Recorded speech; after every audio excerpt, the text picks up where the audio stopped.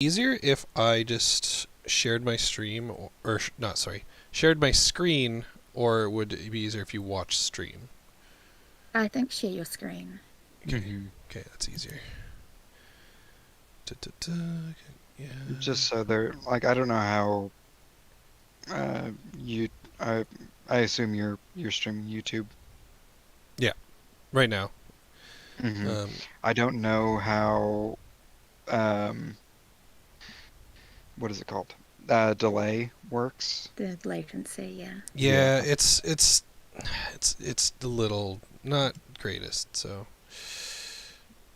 okay. So just in case there's something that needs to be answered or seen or something quickly, we don't have to like wait for it to pop on stream.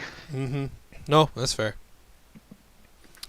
Okay, so I own a good chunk of the 5th edition D&D books. But for like the first, I would say half of my collection, I literally got them all like 50% off or whatever. And then I found AnyFlip. I don't know if you guys have ever used that site. It's really good for pirating. Gaining access to D&D books. So I pinned a good chunk. So I think I got the character, the player's handbook, Tasha's Cauldron of Everything, which like kind of added a bunch of stuff from other books. Xanathar's does the same thing where it kind of pulled from a bunch of other books and kind of compiled them together. One Zom, you and I were talking about your potential character subclass, and I think that was in the mythic one I added. And then I wasn't sure if anyone wanted to be an artificer, so I threw the book where that came from on as well. But if Look at people. yeah, if you need anything, I will try to find the free version of it if possible. AnyFlip is just like the easiest way to grab them. Because like I literally just Googled AnyFlip and then like whatever book. It doesn't work super great for third-party stuff. I don't know how big into D&D everyone is. I guess we'll eventually get into that. But yeah. So we're just waiting for we're just waiting for Bazaar, right? Yeah. Okay. Yes. Yeah. Yeah. Yeah. So who has played D&D before? Not me. Okay. I have. I think I'm the I only did person who Bazaar. hasn't. Okay. So for most people, it's probably been a time, if at all. Yeah. Yeah. Okay. It's been a while, yeah. So I've lately been, I want to say, attempting to run a game. One of my players, he ditches like every week almost, which Can sucks. you really count him as a player then? I know, but the thing is like, he's one of the core people, and Oh yeah. until he comes up to me and saying like, listen, I can't do this anymore. I can only drop in once every 3 months, it seems. Yeah, because like last time we played was 5 weeks ago, and I was like, and I'm asking every week, just like, hey guys, we good? And 2 of the guys will say yes, and the third one doesn't respond till day of and says, sorry, can't make it. So Helpful. that's the heartbreak lately for my D&D world. But so I have been running one recently. I've been running it for probably the last year. The characters went from 1 to 5. They probably would have been a lot further if they played more, but yeah. So what can we do while we wait? I don't know. So my problem is there's a form fillable PDF that you guys can save. I think that was the first thing I pinned. Yeah. It was. The problem I have with this, as someone who's played this up to like, I think using a form fillable PDF, I think I played to like level 7 or no 9. And one thing I found is you really got to cut the text that you're putting into the sections, because as it does shrink, like there is a limit. Yeah, it's not great. Actually, as I do this, it's like I thought there was a limit. There used to be a limit. Anyway. No, it just cuts off like it after a while Yeah. by itself.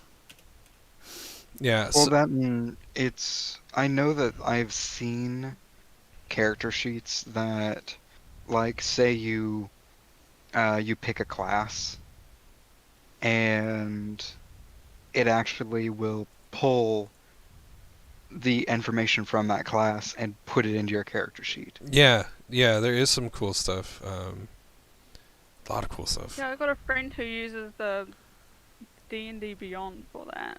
Mm-hmm. Like putting all. I this think I stuff used to in use and OrcPub. everything. OrcPub, that sounds Can cool. you not fill? Seriously. Hold on a second. I just need to...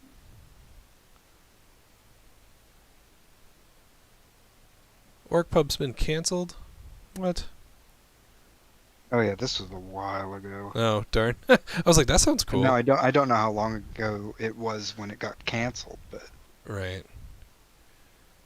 Right. I'm loading up my Roll20 that I have for my current group. They just murdered a bunch of people. they just went to a shrine and killed all the clerics. Oh, they yeah. This was a module I was running, and it was like throw 5 times the number of orcs that there are or no, 4 times the number of orcs. And I was like, that's kind of boring. So I switched it up. Had the like ogres and special orcs and stuff, and Mm-hmm. but this session they all rolled like minimum 17. It was insane. They took out the boss in like 2 hits. I was like, that's never happened with this group ever. Alright, let's bring up Renette. She's an interesting character. So, if we were to use Roll20, the thing I do like... oh god, it's kind of hard to see. Can I zoom that in? Oh, yeah, I can. Zoom. Alright. So the cool thing I like about Roll20, where's the other sheet so I can flip between them? There we go. Is it has the exact same stuff. There's a lot of stuff that's automatically controlled. Mm-hmm. And you can add like your custom resources here on the side. So this character is a bard and a warlock, so there's not a ton of things here, but if you're like a paladin or a multi-class of sorts, you could have a bunch of separate resources, or if you have magic items that have a certain amount of charges, things like that. You can add these little bonus things here. You can customize all your attacks. Anything that does damage, you can throw it in here, and you just kind of click on it, and it does all the calculations. So like if I just click the rapier, she rolled a 19. You just click here, see the damage. That's terrible. 4 damage. You just... Jesus. What the heck? 1d8 plus 3, that's terrible. I don't know if that's calculated right, but 1d8 plus 3? Oh no, she just rolled the worst thing you could possibly roll. Anyway, that's how rolls go. No, but the thing I wanted to get to was the features and traits here. You fill them out, and then you can just click on it to collapse it, which is kind of nice. So like if you don't need to see something 24/7, you can just kind of click on it and it goes away. So for instance, like this one's Bardic Inspiration, and you can tell the system where it comes from. So this is a Bard level 1 skill. You click on it, all the information you need, and then if you want to share it to the group, you just click the bubble, and so everyone can read what it does, which is kind of nice. So this is one option I'm not comfortable with, but like I've used before. If you wanted to go a digital route, the problem with this is I don't pay to use this, so all the maps don't lock to the squares properly, which kind of is annoying. So like for all these fights, it's like we move our characters as best we can and just say where we are based on the little squares. Something I could maybe get better at, I'm not sure, but that's one of the options. The other thing I was looking at, and I did, is it World Anvil, I think? This one's like, you pay like $4 a month or something, but the players don't have to pay, which I thought was like, oh, that's pretty easy. This one, though, comes with like map builder, which is really cool. And you can build like character sheets, and you can make like Wikipedia stylish pages for your stuff. But this is like, That's cool. it's really cool, but that's when I was saying like this way is like a lot of work, which I'm so down for if everyone's in and we're doing this, you know? Yeah. Yeah. So I was thinking we could always start one way, move to another, things like that. Because I'm going to have 2 weeks. Wait, 2 or 3 weeks? 2. 2 weeks, right? Yeah. I think Yeah, that's so- 2. So, We'll verify once it gets in. yeah, because my goal would be after today that everyone has their character class picked at least. And like I said, since we have people who've never played before or it's been a while, I think it's really simple to start at level 1, but we play with a fast pass. So like I will increase experience by like 50% for the first like 3 levels or something. Yeah, because the real game for most classes starts at level 3. But to get into the nitty-gritty, learn different things and all that, I think that works if everyone's okay with that. Yep, sounds good. Okay. Mhm. Yeah, because I did that with my current group, and once they hit level 4, it was kind of like they were like, "Why aren't we level 5 yet?" And I'm like, "Well, now we're playing normally." So I was like I'll throw you guys a bone, because my paladin couldn't hit for shit. But he was a tank. He was good at being a tank and a healer, but he was a little sore that every time he swung he missed. So it was hard to help him with that. That was literally just bad rolls. But Yeah. yeah, I would say it's like, do you go by XP or do you go by encounter? like milestones. Well, like for leveling. I like XP. Because if we do that, this will be the first time I've ever done XP based. Really, Mhm. oh, that's fun. Outside of like video games, but Right. Like Baldur's Gate and things. hmm Yeah. I prefer experience because it's mentally easier for me to keep track of. I tried to do like milestone and kind of like encounter by encounter. Like I've done both. I've done milestone where it's like, okay, you've done something monumental-ish for where you are now, level up. And then I've also done like every 3 encounters you level up, like big encounters.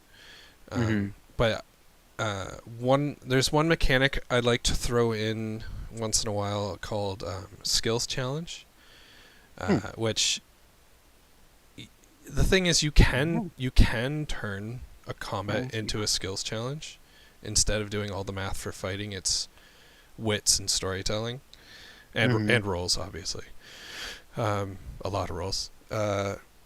And skills challenges, like you have to make so many successes but only suffer so many fails for narratively it to go the way you want, really.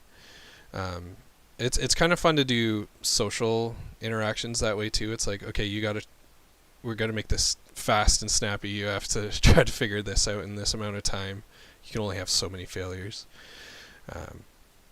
but I don't tell you how many failures you can have. Yeah. Actually, one of my players in that campaign was like, okay, I want an item that tells me how many fails are in a skills challenge. I'm like, rather I'm making them too hard or we have too many.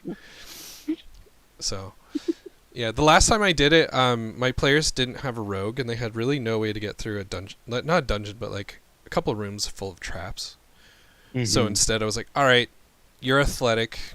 There's no real way for you to just easily get through these traps, but he wasn't super narratively creative. But the minute I was like, okay, how can you use your skills to get through this? He was like, oh, I'm super athletic. I would do this, this, and this.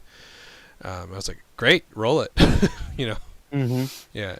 And then sometimes the next players would be in reaction to what happened to the first player instead of coming up with their own thing. So it's like, oh, he tried to jump on a blade as it was moving but missed. I'm going to save him. It's like, all right, how do you do that? What are you going to use? So that's always fun. Okay. Well, should we keep waiting or... I don't know. I guess we could just start. Because I think... there we go. I'm going to move Roll20 over here. Okay. I know with him, he's, as he mentioned pretty early on, he's used to being the DM. Oh, right. Okay, so he probably So knows a lot. he has experience. Yeah. Yeah. He's probably making his sheet. He's going to show up to class like, done. Already ready. Yeah. Okay. So things that we want to get done today. You don't necessarily have to come up with your character's name yet. If you have it, great. Like I said, you got 2 weeks to really flesh out things. And I want to be there for you guys as someone to bounce ideas off of. Since I am going to attempt to run this in a homebrew world, everything's kind of up for grabs. If you really want to go crazy and you have a question like, hey, does the world do this? Or would it be okay if this? Most of the time, I'll probably say yes. I think I've already seen 2 character backgrounds from people, and everything looked good, in my opinion. So for my brain, I just have to kind of place things in the world a certain way. But once I have everyone's backstory, it's kind of easy to slot things in. And then once we know a character hook or a team hook, a reason for you all to be together, then I'll have pretty much everything I need. If I move this over here, what's it gonna do? Is it gonna try to put it into? Oh, I love my old computer. There we go. Feel that. Yeah. It's like, what do you want for Christmas? That thing was old like 7 years ago. It was. It still is. Okay. All right. I'm still I streaming. mean, I still remember, I got, like, my first computer, like, that was mine, was the old home computer.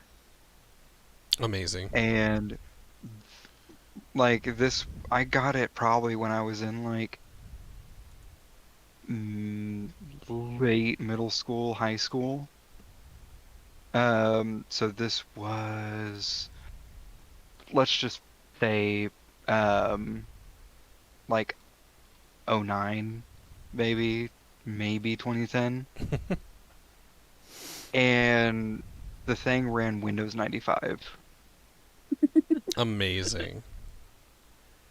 True champ. Right? That thing, it went though. That thing ran. That's amazing. It did me good. I remember one of the teachers in high school thinking, would have been 2010 or 2011, let me use their computer to work on something. It was like the English department office computer, and it was still running 95. So good. All right. Now, I think I mentioned this earlier that if people are rusty, I don't mind creating a character along with you guys. So, although I literally came in with this blank because I was like, I'm going to hear some ideas first to get a character going. So I'll skip that. Now, has everyone thought of a class that interests them, or do you have any questions about other classes or subclasses, things like that?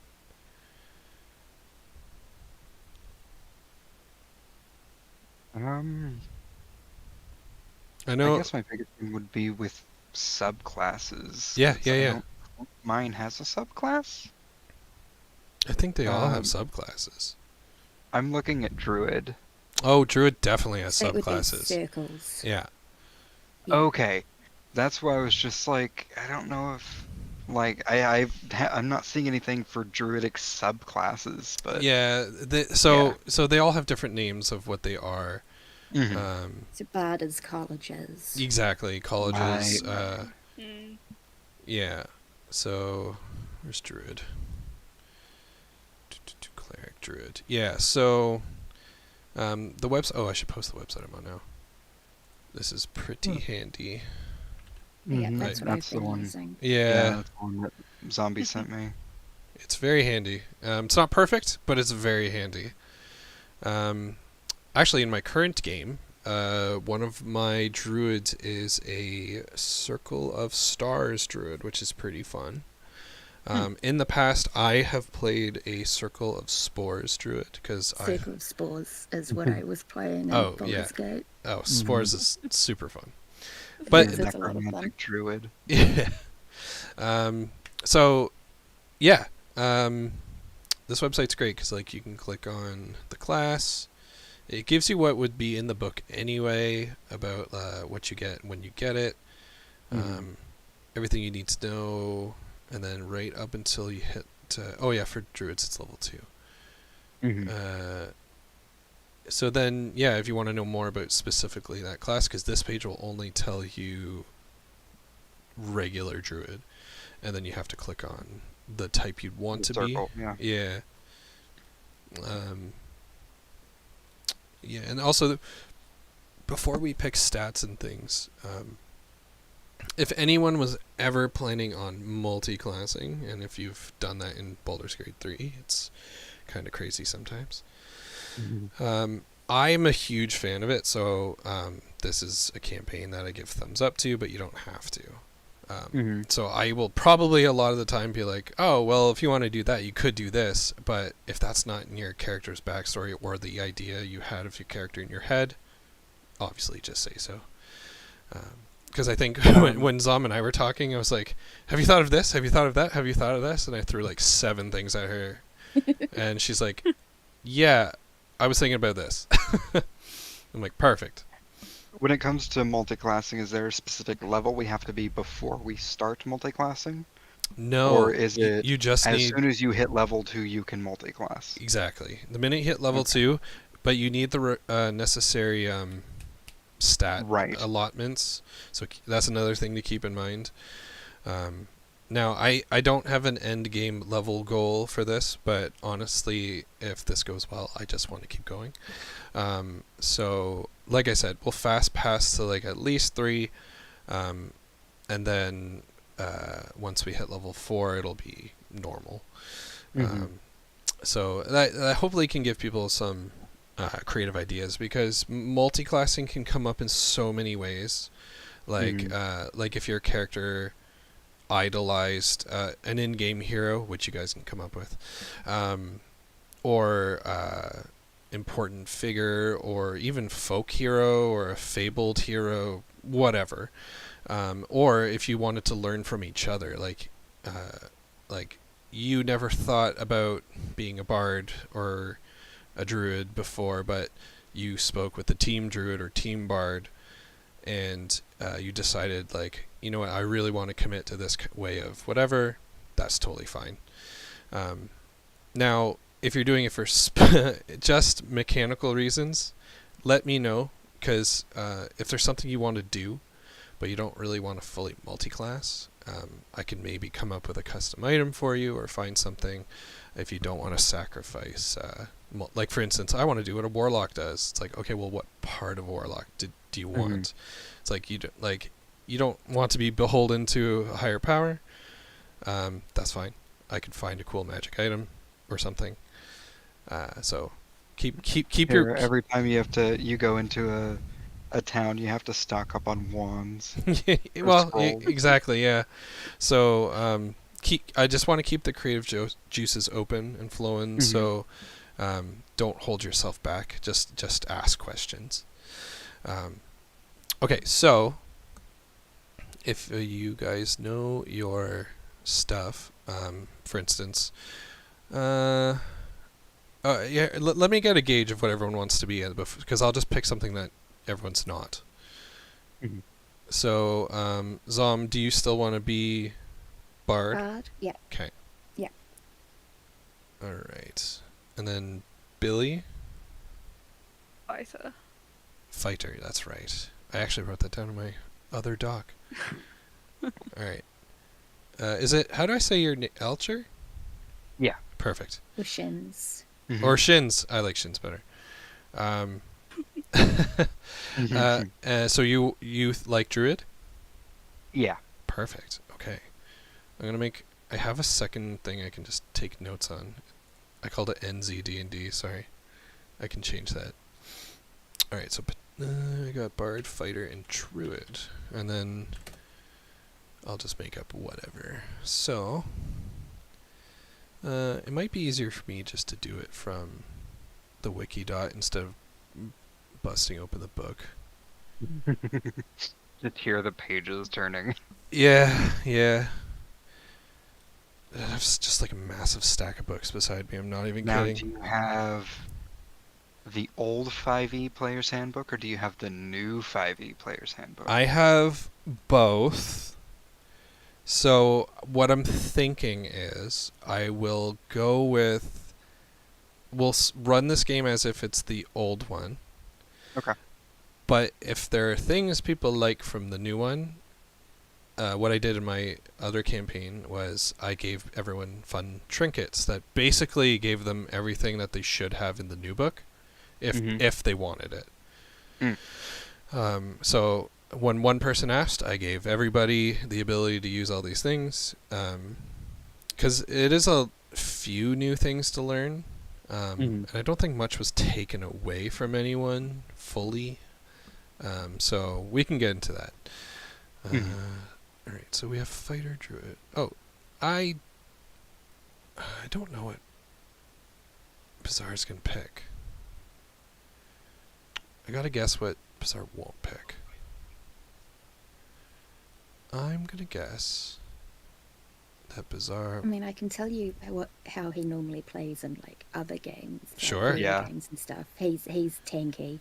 Oh, Yeah, he's typically the tank. perfect. So. Yeah. I will build a sorcerer then. The opposite. Okay. Can I split my thing here? The glass cannon. Oh, for sure. Alright, can I do a little bit of this? Okay. No, you know you're up for a fun campaign when someone chooses Paladin and their build is glass cannon. I've tried to do the Barbarian Paladin back in the day where you could just rage and all your spell slots are just used on divine smites or whatever when you crit. It's craziness. Okay, so character name blank for now because I'll come up with that as we go. So class. We can only see the. Oh, can you only see one of them? Mhm. Ah. Because it only shows a Window, one one window. window. Yeah. Of course. Change windows. Can I just share a screen, bro? I think there's a way to share just like the screen itself. I forget Oh, exactly how. oh, yes, I got it. It's gonna re-go live. There you go. Yeah, we got it. Alright. Alright, sorcerer, level 1. Okay. Race. Is that on Wikidot? Pro- Yes. Yeah, I was gonna say should be. Background schools, races. Now, I'm a huge fan of using as many or whatever you want. There might be a few I'd be like, let's hold off on that. Mhm. That might be some of the Spelljammers races, but they can always be tweaked because this isn't technically a space campaign, but we can always make things work. Like in the first session of my last campaign, the main characters were all sorts. Like one was an Eladrin elf, the other was a Furbolg druid, the other was a lion. They're called. Is it Leonin? I forget what they're called in this one. He was basically a lion man. Mhm. Is it Leonin? I don't remember what you're called. He was a lion. He was a big lion man. Wanna say, aren't Tabaxi cat people? Tabaxis are Yes. specifically cats, but the other one was like Okay. a lion, and It was like specifically a lion. Got it. But I swear it's in a printed actual book, but it's not on this list. That's fine. You can be a lion if you want. Mhm. And so it was just an eclectic group, and like some of the NPCs that came up across was a Herongon is basically a giant rabbit man. Hmm. And he met up with a kobold and a ton of humans, so it's all good. And then the kobold left as soon as they entered the dragon's lair. No, okay. Have Because we- has anyone Okay. played Mass Effect 3? Yes. Okay, you No. know there's a I've watched people play it. there's but a s- haven't played it myself. there's a section where, well, a section. Most of the game is like recruiting people for this big fight. That's kind of what it became of them. So like they would recruit these NPCs, and I was like, okay, so instead of being a group of 2 or 3, you'll always be a group of 4, and they can just sub in recruited NPCs on their team. So like, Baldur's Gate. yeah, kinda, yeah. And it was funny, they had never played Baldur's Gate, so it's like, yeah, you have access to this gnome artificer and this Eladrin warlock bard and Mhm. this kobold ranger cleric. It was crazy. Okay, so now have you all thought of races for your characters? I have, yes. Right. Now, you can reveal it if you want, but you don't have to. But I'm going to choose... You know what, just for the fun, I'm a sorcerer. Tabaxi would be funny, but what is a Verdan? It's like, I know most of these. Sounds almost like it would be a tree folk. Descendants of goblins and hobgoblins transformed by the shadow of that which endures. They are the newest race of Faerun. Well, I don't know which you are. Okay. I have 2 ideas. I could be like a little fairy sorceress, or I could be a sorcerer rabbit person. Decisions. Fairies are tiny, I believe, which would be fun. I just like that the rabbit person is Herongon. I know. It's Herongon. it's so good because hare as in rabbit and then there and gone. Oh, so good. Yeah. Feywild. You know what? I'll be a fairy. We're being a fairy. What did I do? Hello? That is the ultimate question.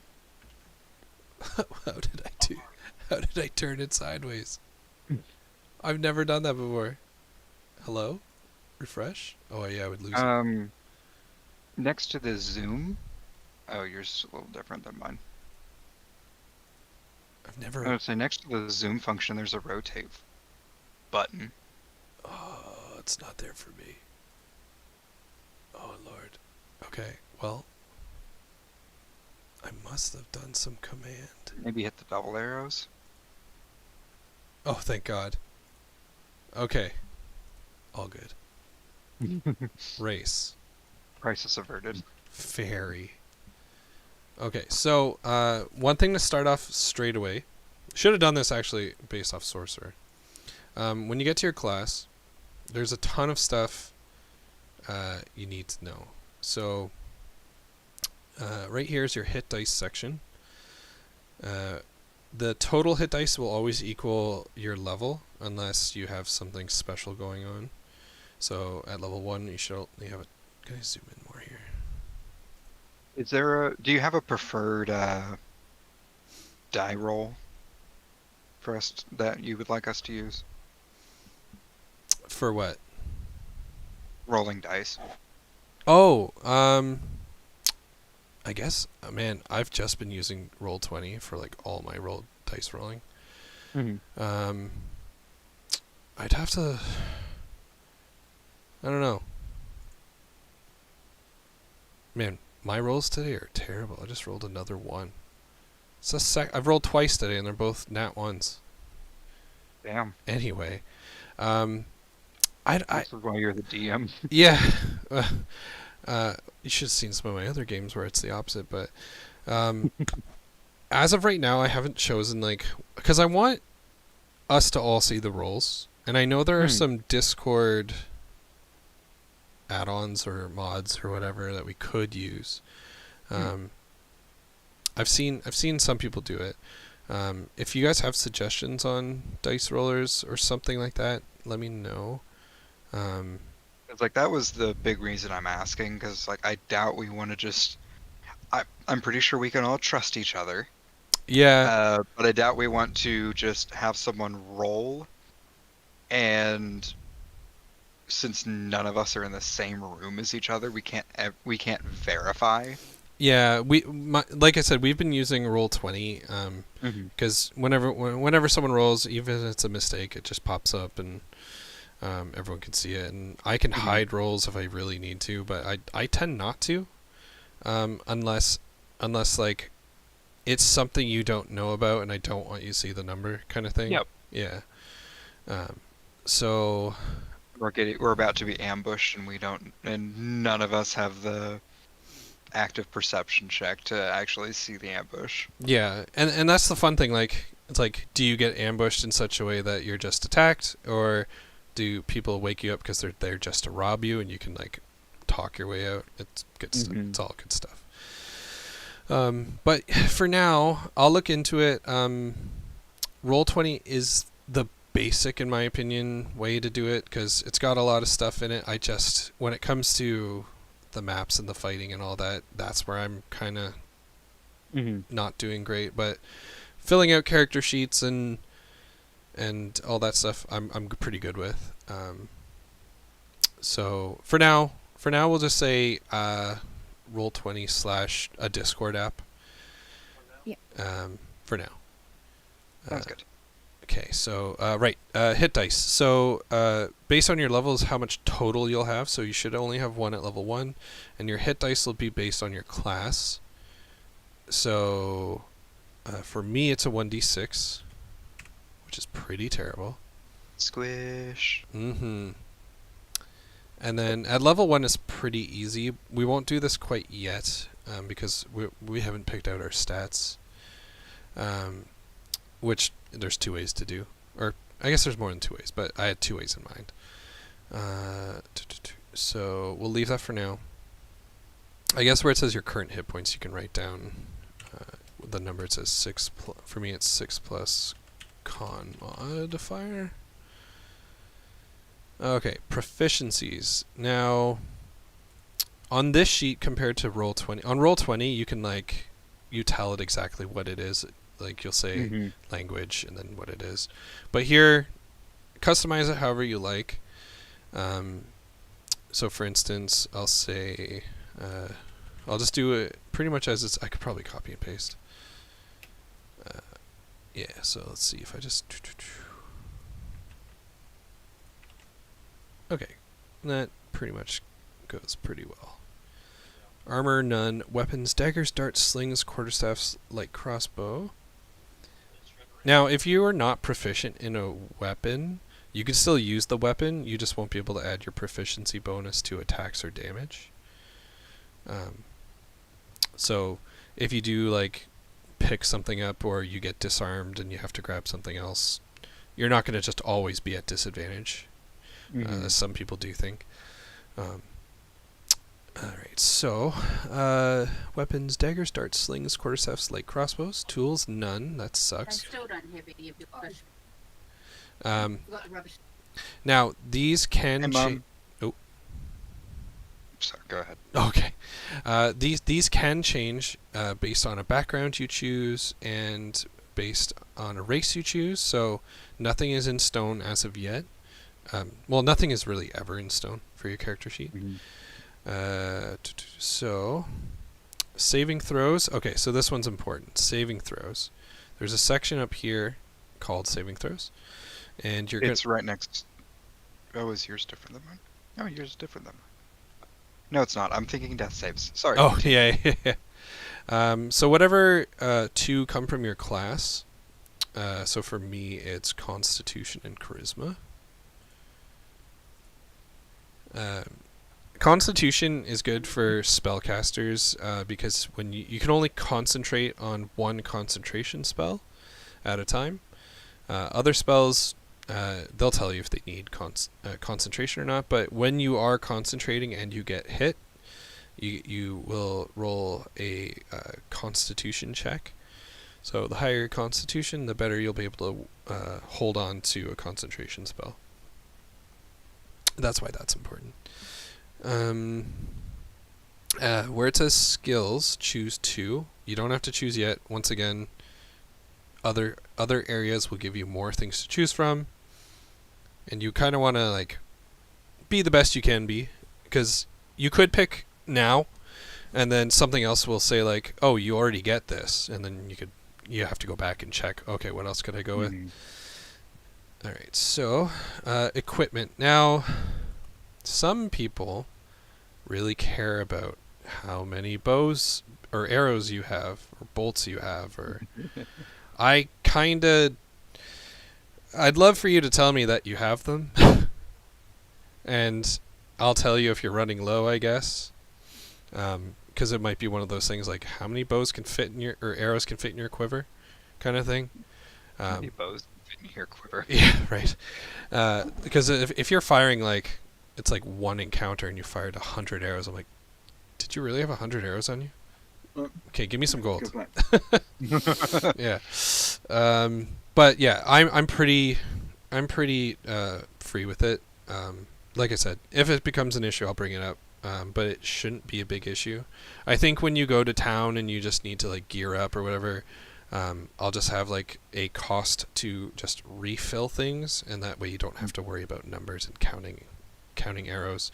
The only thing I would ever ask you guys to really count is your money and your expensive jewelry and gems. That's pretty much it. I was gonna say, are we going to be worrying about just gold, or are we also going to be working in copper, silver, and electrum?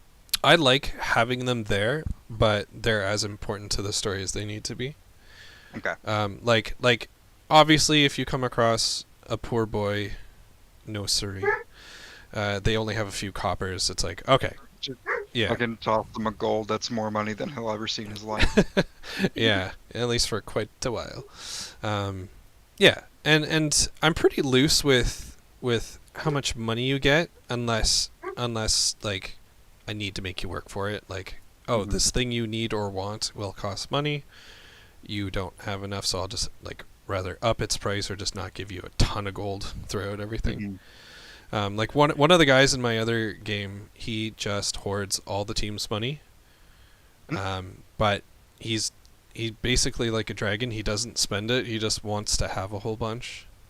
So he keeps pestering me like, can I have one of those I can't remember the name of them right now, but those never-ending sack kind of things where you'd, like, what are they called? Bag of holding. Bag of holding. In my head, it was like the handy haversack. I'm like, that's not right. I mean,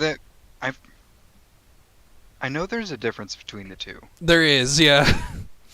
No, but a bag of holding. That's what he wants. And I was like, you got to find it, son. Or get the artificer to build you one. And he keeps trying to Mm-hmm. flirt with her, and he's terrible. It's great. Okay, back to building a character. Equipment. Start with the following equipment. In addition, equipment granted by your background. Alright, so I think... Hello. Hello. Hi. Let's see. Oh, lordy. I dozed off. I wish I could have dozed off today. Okay, I'm going to snag simple weapon. Okay. So yeah, the handy haversack. It's just a bag of holding, but a backpack. Oh, it's the backpack version? Okay. Yeah. I knew there was Um, a thing.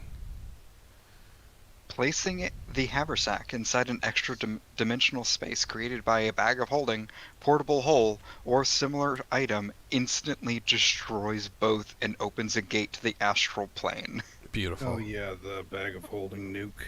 Hang Yep. on, I just heard shit being knocked over in my kitchen. I'll be right back. I love that. Alright, so I just grabbed any simple weapon, figure it out later, an arcane focus because I know I'll need one.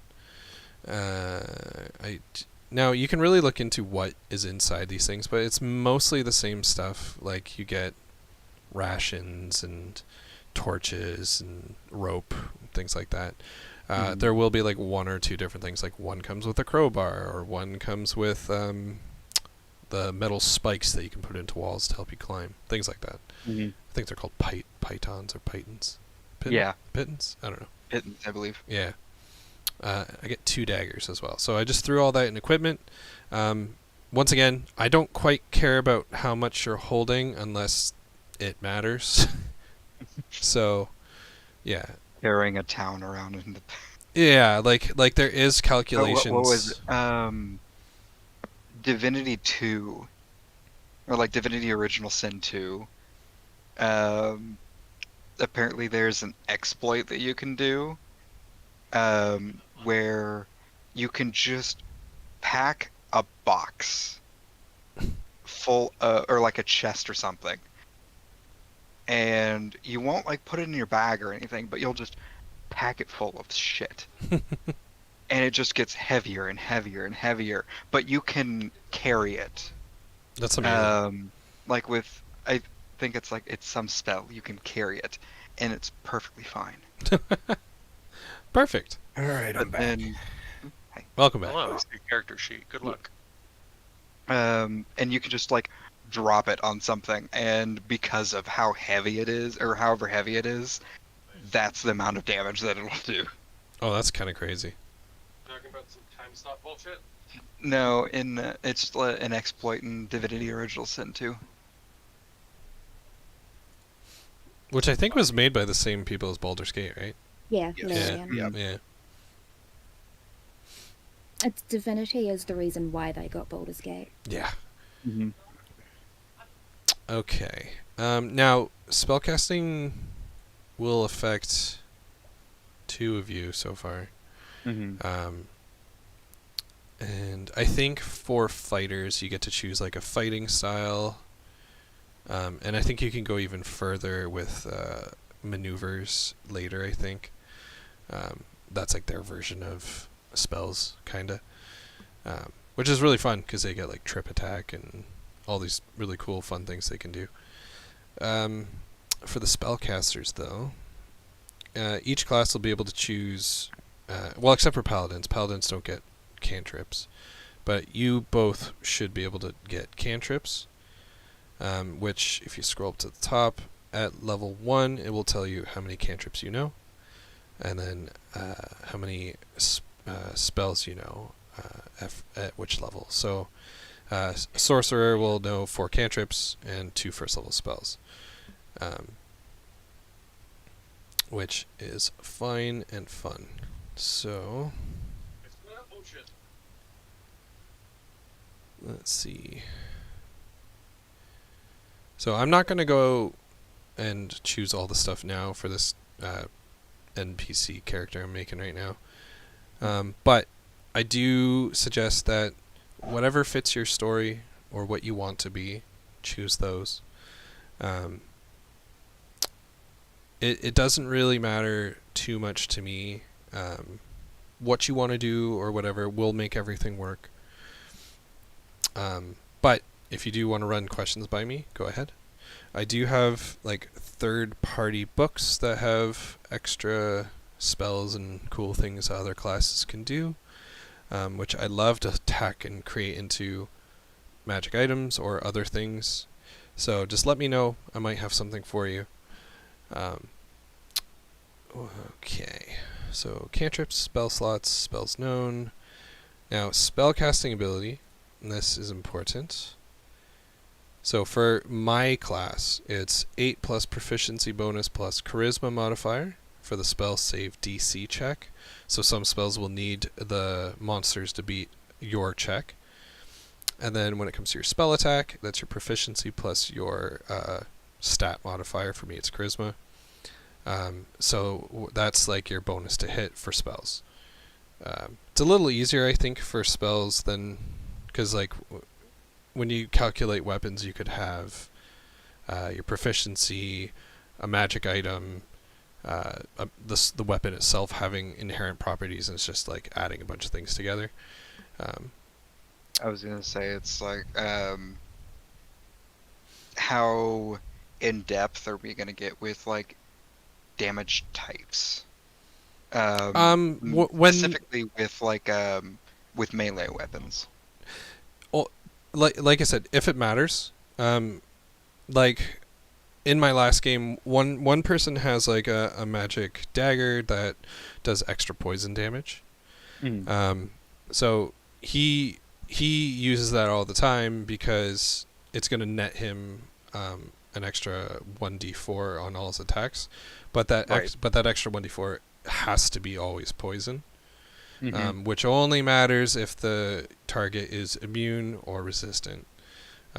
So yeah, like I guess you can say, like, I guess I do follow those rules because it's always fun when a monster surprisingly has a resistance, or sometimes they can like absorb it and heal it. So because I was figuring more along the lines of like bludgeoning resistance or slashing or stuff like that.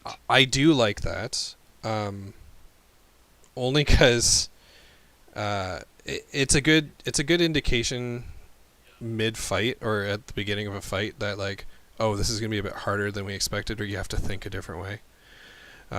Some people just brute force through something, and then other people are like, well, let's set a trap, or let's try to grapple him or trip him. You know what I mean? Because if you like trip the guy, all attacks will have advantage, right? Which kind of can supersede if you get those nat 20s. And then also, like, certain monsters in the game are just known to always have immunities or resistance to certain types. Specifically thinking like ghosts, or what is the were creatures like werewolves and were-rats and things like that. They have specific, With like holy and silver. Exactly, yeah. So they're well known for only having certain weaknesses. I do like that. It doesn't come up a lot if you're worried about that. It only comes up when once again, like, surprise. Yeah. It's like you just cleaved an orc in two, but when you hit this guy, it didn't work so well. Maybe he's a little tougher. And that's usually what I use it for. It's like, yeah, you found out he's resistant, but like I don't do it at the cost of it being annoying. It's like, okay, well now five people are gonna wail on this guy for 6 turns. Like, I know they're gonna win. I try to avoid that. All right. Okay, so spellcasting ability. Now, some classes. Now, I don't think it's any of your 3 classes so far. Bizarre, did you know which class you wanted to start as? I'm gonna do paladin. Okay, great. My other I'll put money on that Did one. we call it or did we call it? Yeah. well, my paladin in my current game, which runs literally once every 5 weeks, he's a paladin tank, and it's quite fun to watch. Well, usually I end up playing as a. I usually start as a fighter and just slowly skill into an arcane knight. Oh yeah, that's always fun. That's usually what I do, but I've been on a paladin kick lately just because I love playing as a obtuse obelisk of. I was gonna say, religious it's like I zealotry. can just imagine knowing you. I can just imagine you being this holier than thou asshole. Listen, the first time I played a paladin, I sank an entire ship because I detected evil on it but couldn't figure out where it was. I am willing to derail shit. Hooray! Just letting you know he's going, or just he's just telling you now he's going to be a difficult player. Hooray! I won't be difficult. I'll just Interesting. Difficult I'll just- as in he will, if you have a plan, he will probably end up disrailing. That's not a word. Derailing. Derailing it, yeah. It's all good. I can roll with stuff. Okay, so okay, that's perfect. So, paladin. What do we got? Paladin, bard, fighter, druid. That's pretty good. Mhm. Okay. Okay, so with all of those classes, I don't think anybody gets a subclass at level 1. No. No, because they were just warlocks and sorcerers. All right, so well, I guess That's based on their packs. yeah, For warlocks. yeah. So or they're not packs. It's their same thing but different word. Yeah. Okay, man, my brain's not working right now. We did my kid's birthday party today, and like I had I had 7 7-year-olds running around this house and driving me Ooh. crazy. Okay, but we can do it with this character because this character is one of the few that gets it at level 1. In the new handbook, everybody gets it at level 3, I think, which is kind of crazy. All right, so sorceress origin. So what did I choose? This is a fairy sorceress. What would be fun? Shadow magic? Sure. Shadow Fae, lovely. Done. Alright, so now this form fillable, I don't know if I just type Shadow Sorcerer level 1. Yeah, it still fits. Barely fits, yeah. Yeah, but what if I wanted to multi-class? Shadow Sorcerer. Honestly, I would probably put multi-classing on the second page, like in a notes, Yeah. or the backstory maybe. Yeah. Just kind If you of. still have room, I guess. Alright, so she'll be a Shadow Sorcerer level 1. You can pick from or roll. Oh man, I love randomness. Yes. Like you know, it's one of the reasons I love D&D. It was like it's literally black and white. You just roll and you go with it. So you can pick from the roll on the Shadow Sorcerer quirks table to create a quirk for your character. Cool. So I'll just quickly roll 1d6, 3. That first one say that you're always cold to the touch. I you know what? I'm so tired. I thought that said you're always an icy bitch. But it says tomato. you're always icy cold to the touch. Leave it to the Shadow Fairy to be a raging bitch. All right, so Shadow Sorceress quirks. Now, yeah, I could put that on the second page, eh? Yeah, might as well. Shadow Sorcerer quirks. We rolled a 3, so we barely bleed even when badly injured. I kind of like that. Ooh. You guys are gonna come across this person at some point, and It kind of sounds like you're making Emmy. a little bit, eh? Yeah. If she wasn't like how tall is a fairy? I think they're like 2 feet, 3 feet. Oh, they're tiny, Yeah, you are small. You are fae. You are small. All right. Okay. Okay. So now we get some features from the class. So we get Eyes of the Dark, which gives us dark vision. So this is everything from the subclass so far. So on Roll20, it's a little nicer to see, as I showed you earlier, because you can collapse it and whatever. So we might opt for that unless I find something nicer. But for now, just you can fill it out as is. How much is a Roll20 subscription? Well, for players, you guys can get it for free. But oh god, I don't even know. Oh, it's like the map building and stuff like that. That's only, or that's the only real perk for Yeah, like World Anvil has a map builder. I don't think Roll20 does, but when you pay for Roll20, you get access to their library of maps and stuff that all fit to the system, and you get access to like a bunch of like more sprites like this and stuff. I'll look into it. As for tonight, it's not going to be. Yeah. Oh shit! I was saying Where'd it go? just let me know, because I know with something like that, it's likely that one of us can have a subscription, and then just kind of all of us. Oh yeah, work yeah, off of it. yeah. I'm down for that too. Okay, Eyes of the Dark. From first level, you have dark vision. You get bonuses as you level up. So yeah, I would look at all your skills and stuff if you haven't already. Put them into your character sheet somewhere. You can erase the fluff if you want. I doubt I'll really ask you about the fluff stuff, like the nitty gritty, unless I'm like, wait, do you not get that to level 3 or something? And then that might be important. But you don't need to, for your descriptions, like, yeah, you don't need like from first level. It's like, just get rid of that, save yourself some space.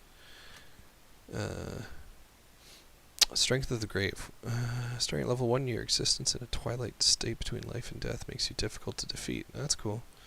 When damage reduces you to 0 hit points, you can make a charisma saving throw. On a success, you drop to 1. Oh, that's the orc racial ability. That's cool. But that's just because I'm a shadow sorcerer. That's cool. I've never done shadow sorcerer. Okay, and then I wouldn't copy the rest in yet because they're higher level stuff. I personally just add in stuff as you get it. I know some people fill out their end game sheet, but I feel like that's too much. Alright, so I think that's everything I need from my subclass. So I'll just close that. We'll get into characteristics and stuff later, but what we should probably get into is for your stats. There is... Let's see if I can find a good one. There is what they call a point buy system, where you have so many points to spend on your stats, and you can only... I think the maximum you can put into a stat is 15, not including your racial bonuses. Let's do... I like how I just typed in point buy. It knew what I meant. D&D point buy calculator. This is a base... say, are we going to do a roll, or are we going to do point buy? So we can do either or. I will, but I want everyone to do the same thing. Point buy is pretty simple. Roll only works if everyone's willing to accept the consequences of a good roll and bad rolls. I know in the past when I've done roll, the DMs will typically put like a minimum on. I was kind of thinking that because like I don't want anyone to have like a minimum like 1, 2, 3. Dex 3. Yeah, and I don't really want someone to have 3 20s, you know. It is possible. So, I guess we put that out there now. Does anyone want to do one versus the other, or does anyone care? Because I can just pick. It, like, to me, it's not a big deal. I mean, I'm just used to doing roll by. Okay. I would prefer point buy. Okay. Yeah. I don't I'm mind. down with whatever. Yeah. Okay. I think point buy is simpler. The only downside is you you just lose out on potential extras. That's really it, but it's a gamble. Yeah. So I guess I can share this one. Huh. I won't pin that one though. I don't know how. Oh look, Leonin's on this list. There's the lion folk. Anyway, I don't know how correct this is all, if it's even updated. Well, I guess we can test it on Fairy. That's what I'm doing, right? Fairy's not on the list. What the hell? They have Leonin, but they don't have Fairy? Come on. Let's get fucked. Whatever. Okay, so everyone has a stat that they want to be good at, usually one or two. Now, Bizarre, you're a DM, right? Yeah. Okay, so yeah, you obviously know what you're looking for in a paladin.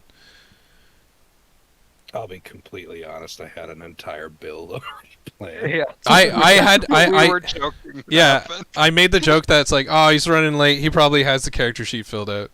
I don't have it filled out, but like I know exactly what I'm right now. I'm literally just trying to figure out like the blah blah fluff shit. Mhm. Like I do need to. Where's the character sheets that we're using?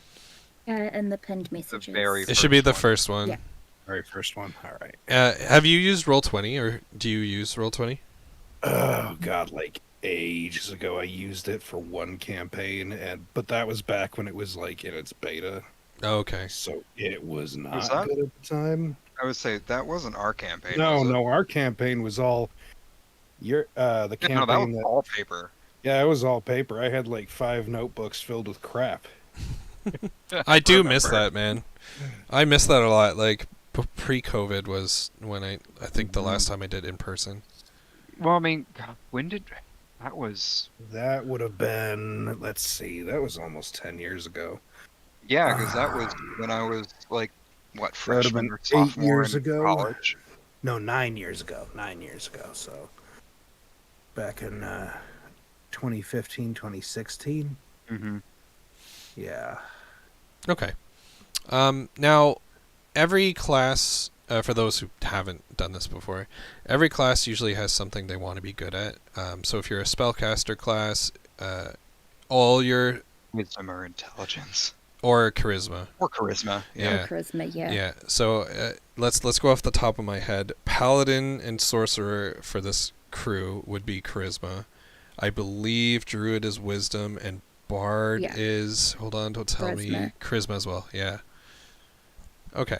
The counterpoint, I dump all my points into strength and just go with intimidation. It's always fun. You know Seaborg. That's right. I'll just keep asking, like, what's your oath again? What's your oath again? You're, Oath of you're intimidation. so close to breaking his oath. I can always listen. I can always go oath of vengeance. and just That be, that's what my like, my buddy picked. borderline evil. My buddy picked vengeance, and I was like, "Are you sure about that? I'm gonna clock you when you don't use vengeance." And he's like, "Yeah, I shouldn't have been super religious." I'm like, "No, you shouldn't have." Nah, Although I this did. this guy has negative in religion, and he somehow always rolls a nat 20. It's insane. He's got -2 in his Bite. religious. No wait, because he put in his proficiency. I think he's like a flat 0, but like he always rolls a nat 20, and he rarely rolls religion. I hate it. I hate it so much. Rick. Okay, so this character that I'm building here, I'm probably gonna dump a chunk into my spellcasting because that's what I do.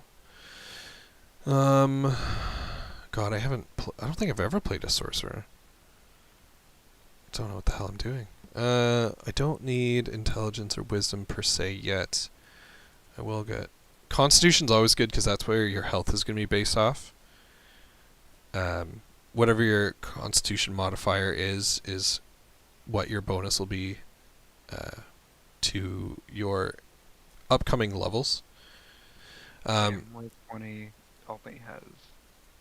Sorry, go ahead. No. So for the numbers, if you're at 10 or 11, your modifier is going to be just 0. Mhm. Once you get into 12 and 13, you'll see it's 1, and it'll keep going for every 2. So once you hit 14, it goes up. Once you hit 16, it'll go up, etc., etc. I think it maxes at 20, doesn't it? The Or does highest, it the highest you continue? can naturally get will be 20. But Mhm. there are items or certain like end game abilities that will say your strength will go beyond or whatever. So it is possible. Now I don't actually know if I want to put that much into the character, because this isn't accounting for racial bonuses. Where is the fairy racial? Ability score increase. Okay, when determining your character's ability score increase 1 score by 2, increase a different score by 1, or 3 scores by 1. Okay, that's interesting. That's fairly common. Yeah. Okay, so if I go back to the point buy, how many? I got a lot still to keep. So I think dexterity is going to be where your initiative is among all the skills here. So the skills will tell you like what they're attached to. So survival is wisdom, stealth is dex, etc., etc. So if there's certain things you want to be good at, keep those in mind.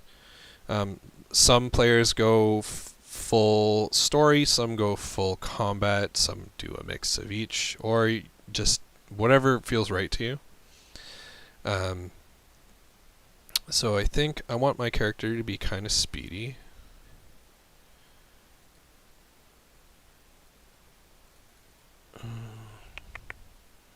Yeah, I want my character to be weak, but I don't want them to be stupid.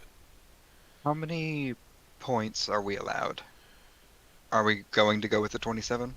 Yeah. Okay. I'm still debating if I'm gonna do the new 2024.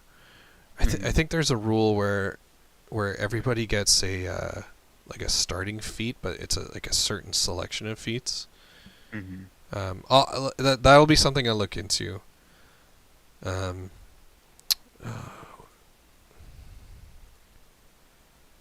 Was that this character capped? Yep. I don't know if I need to be that good at. What is wisdom? Insight, animal handling, medicine. Oh yeah, this is like all things this character doesn't really. The problem is I want to be good at perception. But see, that's where like your skill choice can come in. It's like my stats won't be great at perception, but I can choose that as a skill if I'm allowed to. Mm-hmm. That way you can kind of offset a bad skill a little bit. I still have stuff I could throw in here. A +2 and a +1. So actually, I could probably take a point off dexterity. Toss wisdom.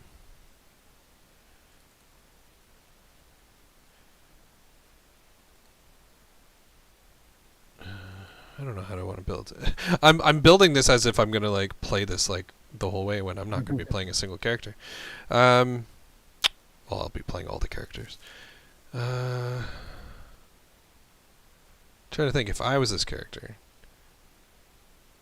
Yeah. I think I would do this spread. So the little numbers where I like to put what the end score is going to be, and then up here is going to be like what the modifier is. So like it's a -1 in strength. Currently a +2 in dex. It's going to change once I put in my modifiers. So it's 10, 10, 15. So that's 0, 0, +2. Now, it said I could put a +2 in one and a +1 in another. So just trying to be playing the points right, what I would do for this character is I'd put my racial 2 into dexterity. So that would bump me to 16, which would be a +3. And then I'd put my +1 into charisma, which puts me at a 16, and a +3. So that's how I would probably build this character.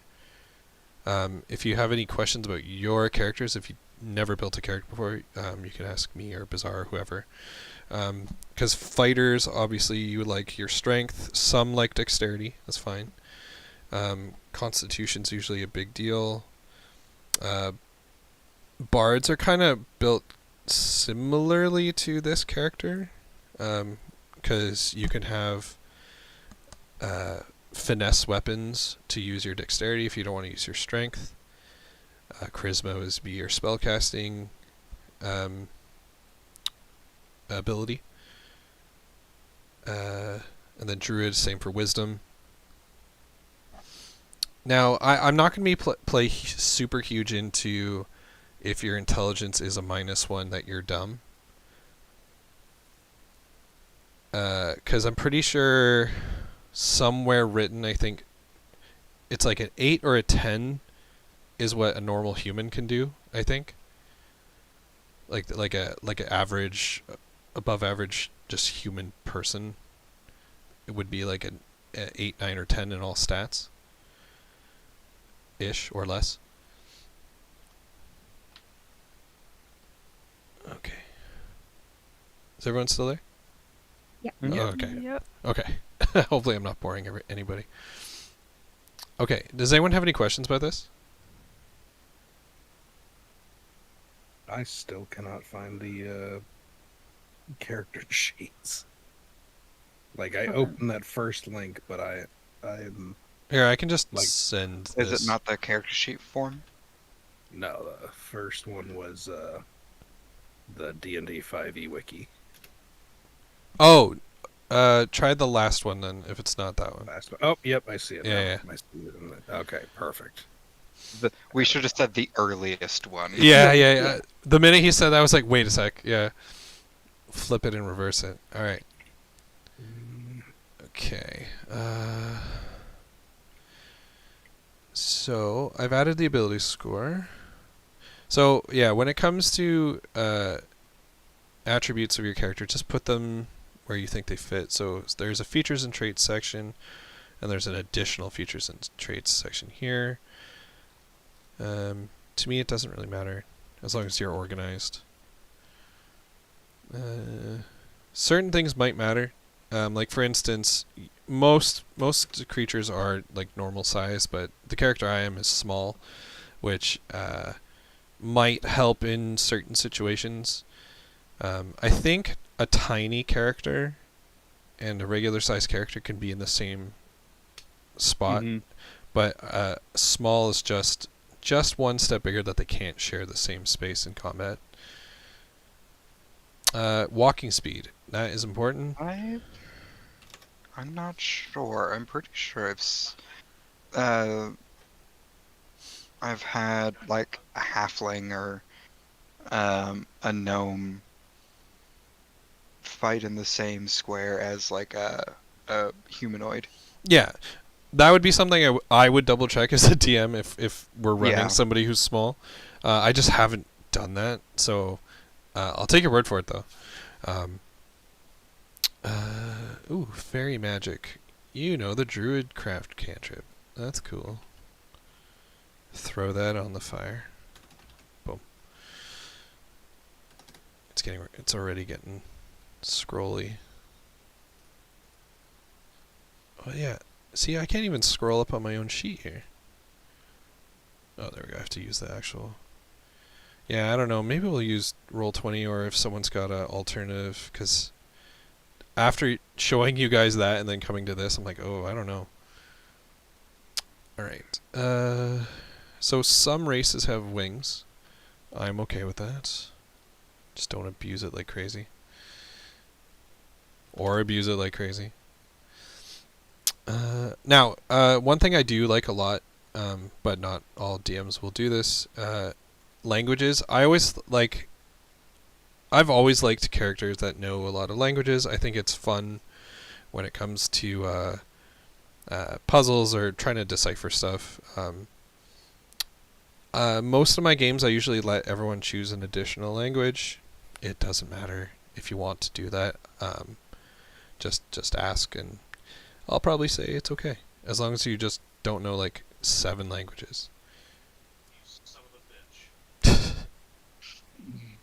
My friend's playing Helldivers Oh, behind me, so very nice. All right, languages is at this bottom square. It's like other proficiencies and languages. I am just copying and pasting things, but you really only have to just say languages and what you know. If I ever refine this character, I'll show you what it. Yeah, you know what? I'll refine this in the 2 weeks, and I'll show you like what I ended up with. Or I might even do it before then, just so people have an idea or something to reference. So this character can speak, read, and write Common and one other language that you and your DM agree is appropriate for the character. That's pretty easy. It'd probably be Elven. If I was to go with, since she's a Fae. Okay. Now the personality traits, ideals, bonds, and flaws. They should be in. I think it's your class. Is it class? Or is it under race? I don't remember.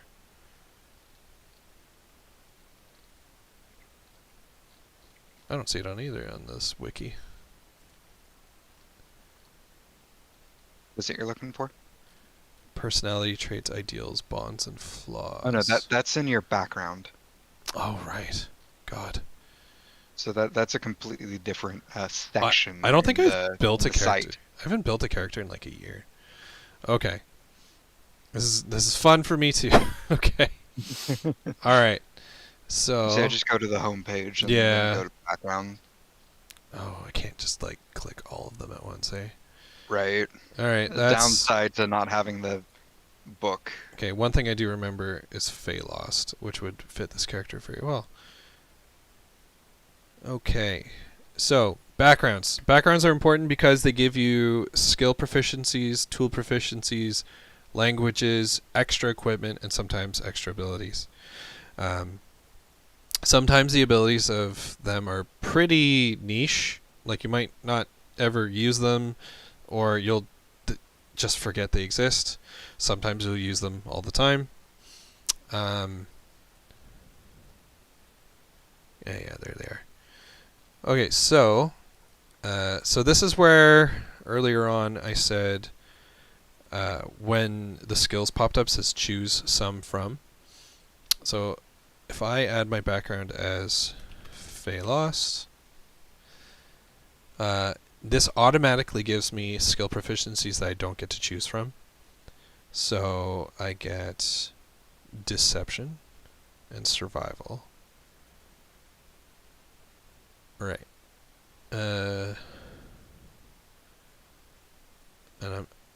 I'm just going to copy and paste this for my own knowledge, but please don't copy and just put in what actually you'll need. So this one gives my character an additional type of musical instrument, an additional language, and the equipment of that musical instrument, extra clothes, extra trinkets, blah blah blah. 8 extra gold. I'm rich. Boom. Great. And then sometimes you'll get extra features. This is all flavor. If you really want to put it into your character's backstory, go for it. I love that. Not necessary. Let's roll a D8. See, I'm just so used to using Roll20. 7. What's a 7? Your hair is made of vines or brambles that grow back to normal length within 1 hour of being cut. You know what? I'm down. That's cool. I could have had the Twilight ability. Skin sparkles in moonlight. Alright, it's sunlight, but whatever. Alright. And then one of the drawbacks is that that character just they really want short hair. Yeah, right? That'd be a great quirk. Yeah. I love it. Feywild Visitor. Whenever you're sound asleep or in deep trance during a long rest, a spirit of the Feywild might pay you a visit. Oh, it's just like Baldur's Gate 3. Alright, let's roll again. Now, you guys, you can choose. I'm pretty sure... Oh, I think I rolled the wrong thing. I rolled a d20. Alright, rolled an 8. Everything I'm seeing so far when it comes to residing in the same space Yeah. is either if you are engulfed, like if you have been swallowed by something, like say a slime or something, Right. um, then you can fight from within, um, or if something is two sizes larger or smaller than you, can those occupy the same space? Okay. So as you were saying, like a tiny and a medium would be fine, but small and medium cannot. It would have to Right, be okay. a small and a large or Okay. bigger. Okay. Oh, that makes sense. Which could play out later. Who knows? Mhm. Because like I know there are some like for instance, one of the I think it's barbarian or fighter. There's like a Path of the Giant, which was like a pretty new subclass that got added on. I think you just like you're always counted as one size bigger for all things, just inherently, even if you're only like 6 feet tall or whatever. Right. Yeah, so that would work. It's like, oh, this person is large, would work with small. I can't remember if that's barbarian or fighter, but yeah. And then of course there's the whole thing of you can move through a friendly, Yeah. like a friendly player's square as long as they allow it. Exactly. Yeah. Get real close. Yeah. But you can't end on the same square That's right. as another PC Yeah. or as another character. Yeah, if you wanted to get in the super nitty gritty, I could always do like a in the moment kind of like you want to end in the same space. You're gonna like shove the person or bump into them, and then we could have like a roll off or something. It's like nope, you actually don't end up where you wanted to. Could do that, but we'll try to ignore it if we can. Okay, so yeah, you add all your background stuff to everything that's relevant to your sheet. And then these are ones you can choose a roll for. I'll do that later. I'll have this done and send you guys what it looks like later. And then I might even make a Roll20 campaign for us, just to get it in there, and then we can even try to get everyone to in the 2 weeks to like, make an account and join or something.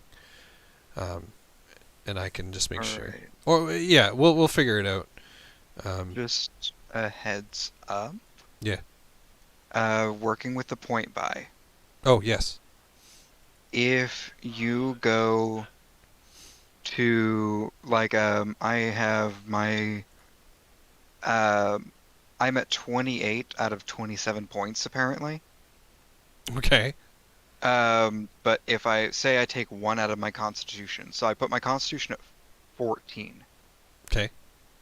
Um, Or what are your stats? Just I'll copy them in. right now how I have it is 10, 10, 14, Okay. 12, 15, 12. Huh. Oh, I guess it lets you go beyond. Right. So it does let you go above, but take 1 point out of Constitution or Wisdom. Because they start costing more as you go up. That's Okay. that's what I wanted to make sure we're pointing out. Do we want to focus that as well? Because I mean, if so, then that's perfectly fine with me. I'll just have to rework a little bit. Mm-hmm. Literally, I have to find 1 point to lose. Honestly, if you don't care, you could always lose it in strength or dexterity. Right, and that's what I was thinking. Something like that that's not super handy for a druid, but it'd be good to be close to base Yeah. or close to normal modifier. Now, if you don't want to reveal your race, that's fine, but don't forget about those bonuses as well. Yes. Yeah. Yeah, I am working with the bonuses of my race. Oh, okay, great. Perfecto.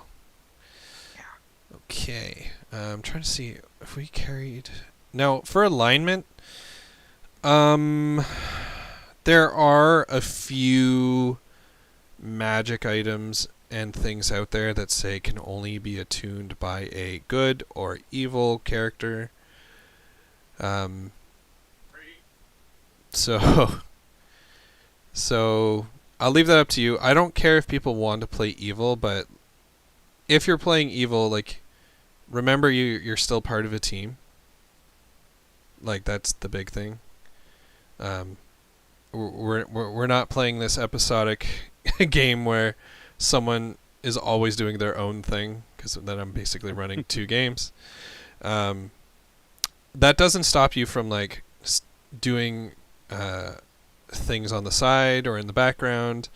Like, I've watched campaigns where the evil character constantly is sending notes away, like sending ravens off, basically, and setting things up. Literally, those ravens are going to the DM, asking him questions. DM response, It's like, I want to set this thing up. Can I do it? And the guy's like, well, if you can pull this off, sure. And then lights a fire in the evil player's heart. But so, like I said, as long as you're a team player, and you're not actively trying to go and make other players not have fun, go ahead. Experience points, we're all going to be at 0, but remember, I'm going to put you at a 50% boost, which I'll just do behind the scenes. I won't remind you every single week or every time we play. Okay, so now temporary hit points. I don't think we're going to see anyone with temporary hit points, really. Maybe Zom might have some bardic spells that can I do. think fighters have some that add temporary. I know that barbarians are the big temp hit points. I was just thinking at level 1. I don't know if Paladins. I don't know Oh, if yeah, we'll see level them. 1 now. Yeah, I don't know if we'll see temporary hit points for a little bit, but they are what they sound like. They are hit points that they're basically like a shield before they get to your regular hit points. Although when you get new temporary hit points, they overwrite instead of add, which is a huge thing to note. I hated when one of my players had this big plan, and I had to remind him that it overwrote, it didn't add on. And he was very sad. Okay. So now that my background has chosen 2 of my skills, oh, I hate this thing. Okay, here we go. Where's skills here? Skills. Choose 2 from Arcana, Deception. I think it'd be interesting if this character was actually decent at Arcana. We already have Deception. I think Persuasion would be fun.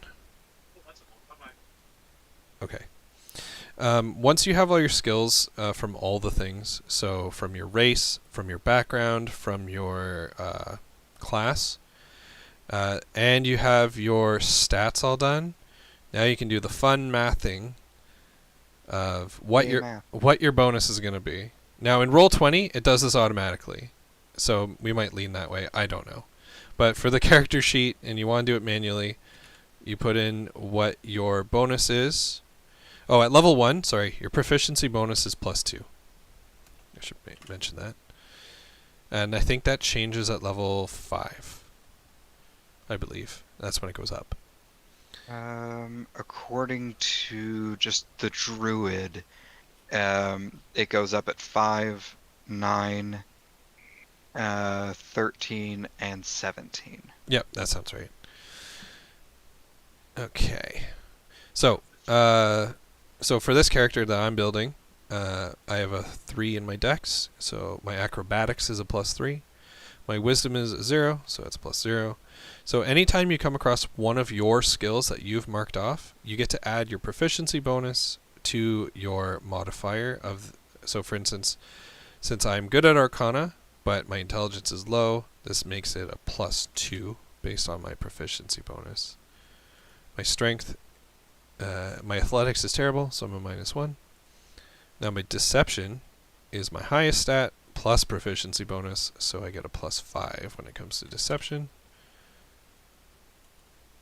Intelligence 0, wisdom 0. Did I really put +0? What's wrong with me? Alright. Intimidation is charisma is +3. 0, 0, 0. So my performance. At this point, you're gonna typically end up seeing a lot of 0s and 1s. Yeah. In the skills. Alright, my dex is actually not too bad. And survival is +2. So that's what this character sheet would look like for the skills and stats. Oh yeah, when it comes to your saving throws, it's your modifier, and then when you get to your skilled one, you add the +2. So my strength saving throw is -1, dexterity is +3, constitution will be a +4, intelligence 0, wisdom 0, charisma +5. So that's what one sheet would look like here. And then once you have your final dexterity number, your initiative is the bonus. So for me, that would be a +3. Alright, this is starting to actually like flesh out a little bit. Now, I think I've covered... Oh, no. Passive perception. Or passive wisdom, which is perception. I believe this is 10 plus your... What was it, wisdom? It's Yeah. the wisdom yeah. modifier, I believe. Yeah. So for me, it's only a 10. This will only matter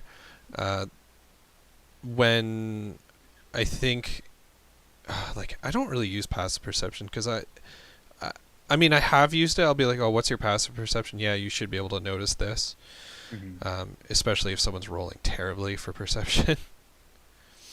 But there is like a specific use for it. I just can't recall right now off the top of my head. Nothing you need to worry about unless you're like, my passive perception's this. Okay. Oh, I think the last thing we really have to do is equipment and spells.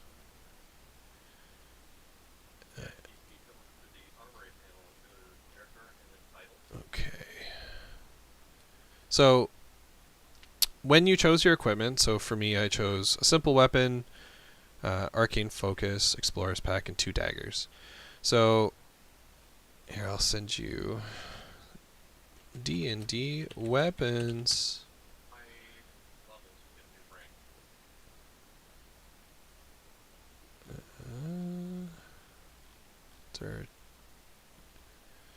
It's not pretty, but at the bottom of this there is stats and things.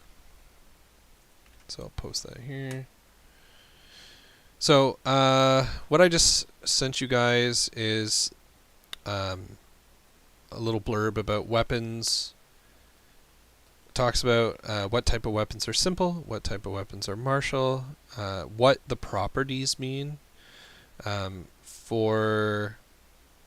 For anyone who wants to use your dexterity instead of strength to attack, finesse is definitely what you want to be looking at. So, for instance, for me, it makes sense for my character to have a finesse weapon because I have very high dexterity and very terrible strength. Off the top of my head, a rapier is the number one sword of choice that is finesse, if I recall.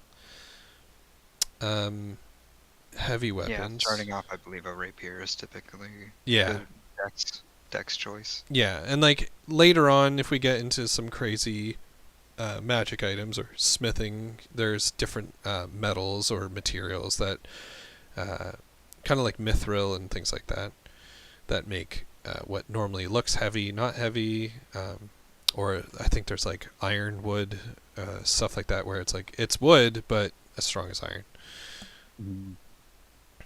So yeah, all the properties that might matter are here. Heavy weapons. Now I know light weapons matter for monks, but I don't think anyone's going to be playing a monk. Loading is specifically for crossbows, I believe.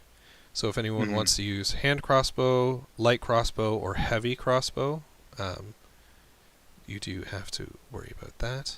So heavy, actually, it's a good thing to bring this up.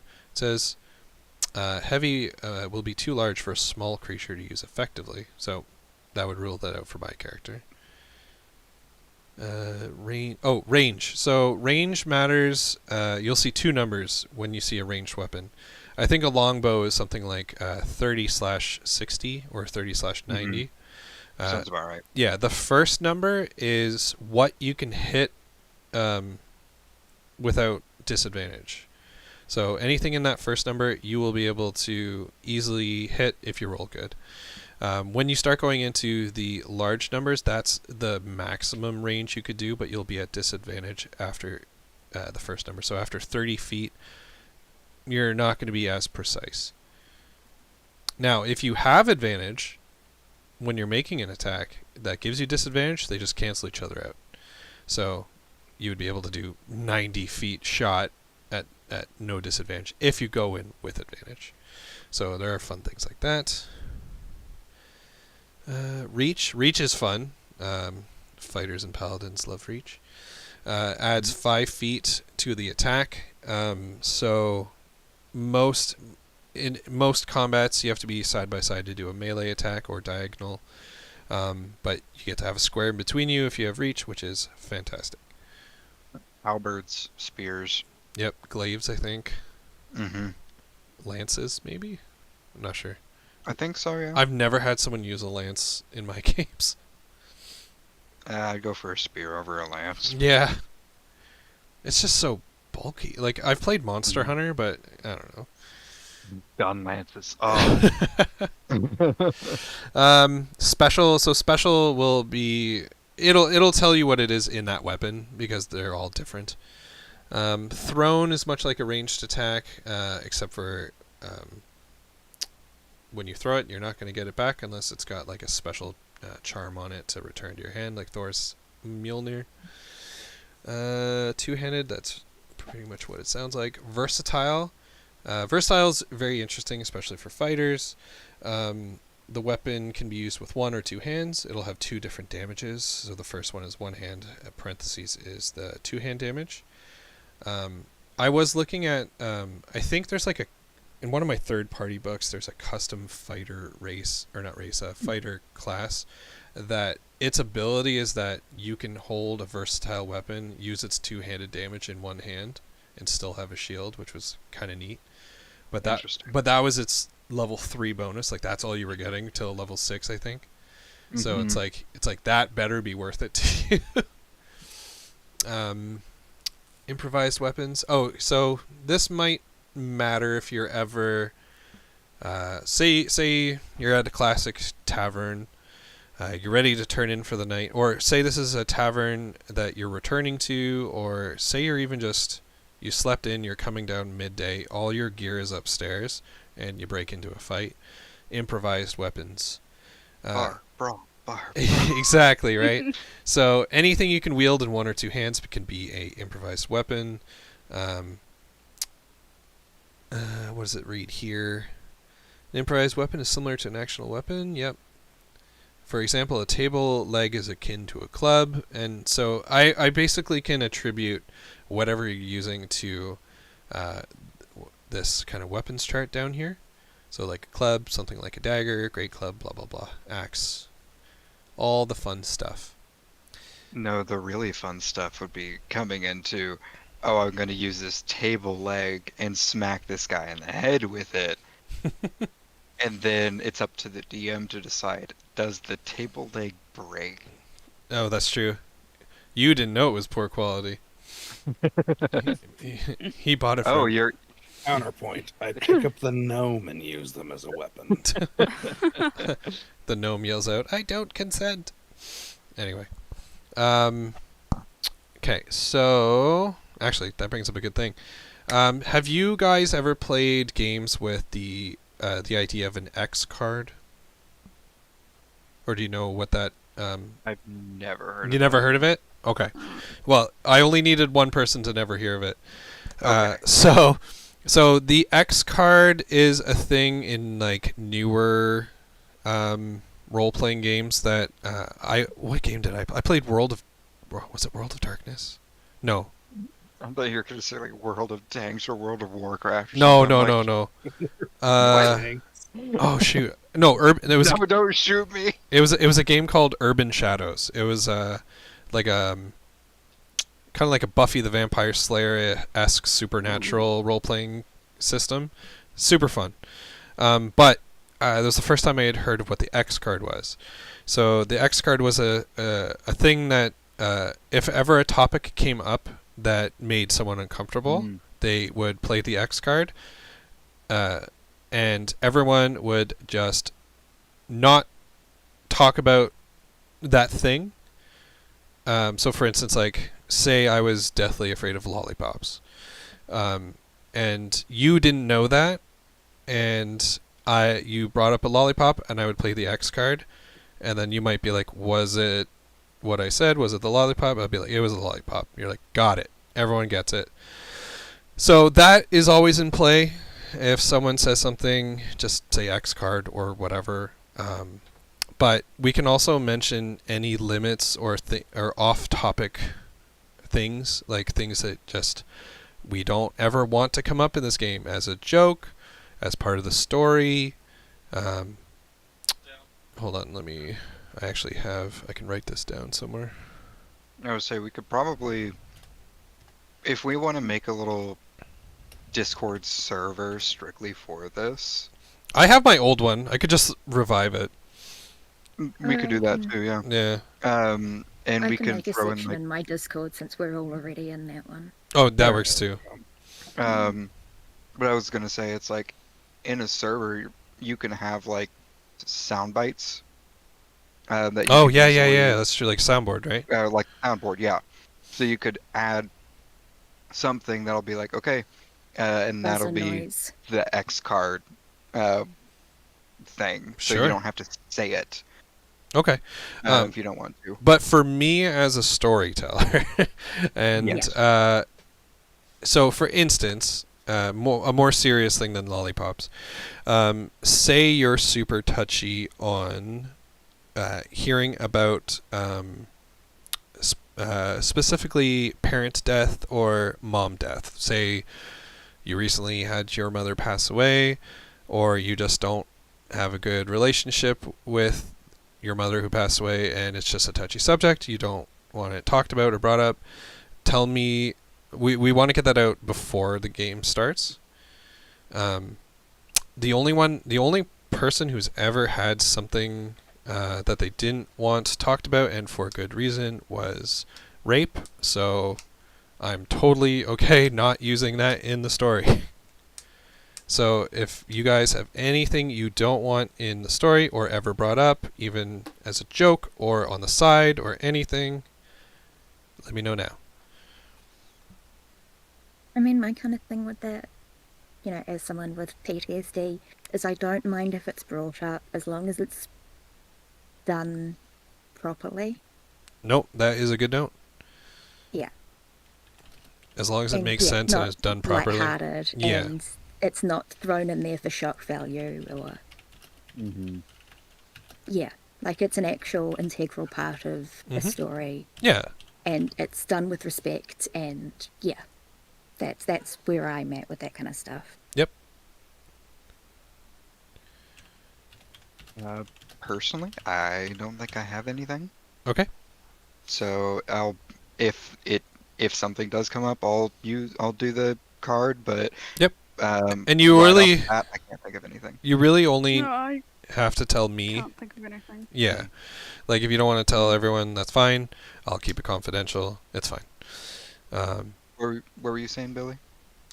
Oh no, I just can't think of anything either. Hmm. At this moment, that is, like... Okay. Excellent. All right. Okay. What what haven't we covered? Oh yeah, we were just filling out weapons. Right. So, my class. So my proficiencies are daggers, darts, slings, quarterstaffs, light crossbows. I think I would do well with a light crossbow. So I would look here on the list. A simple ranged weapon. So the light crossbow. So I'll fill in the name.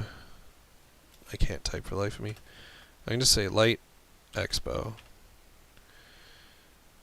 So there we are.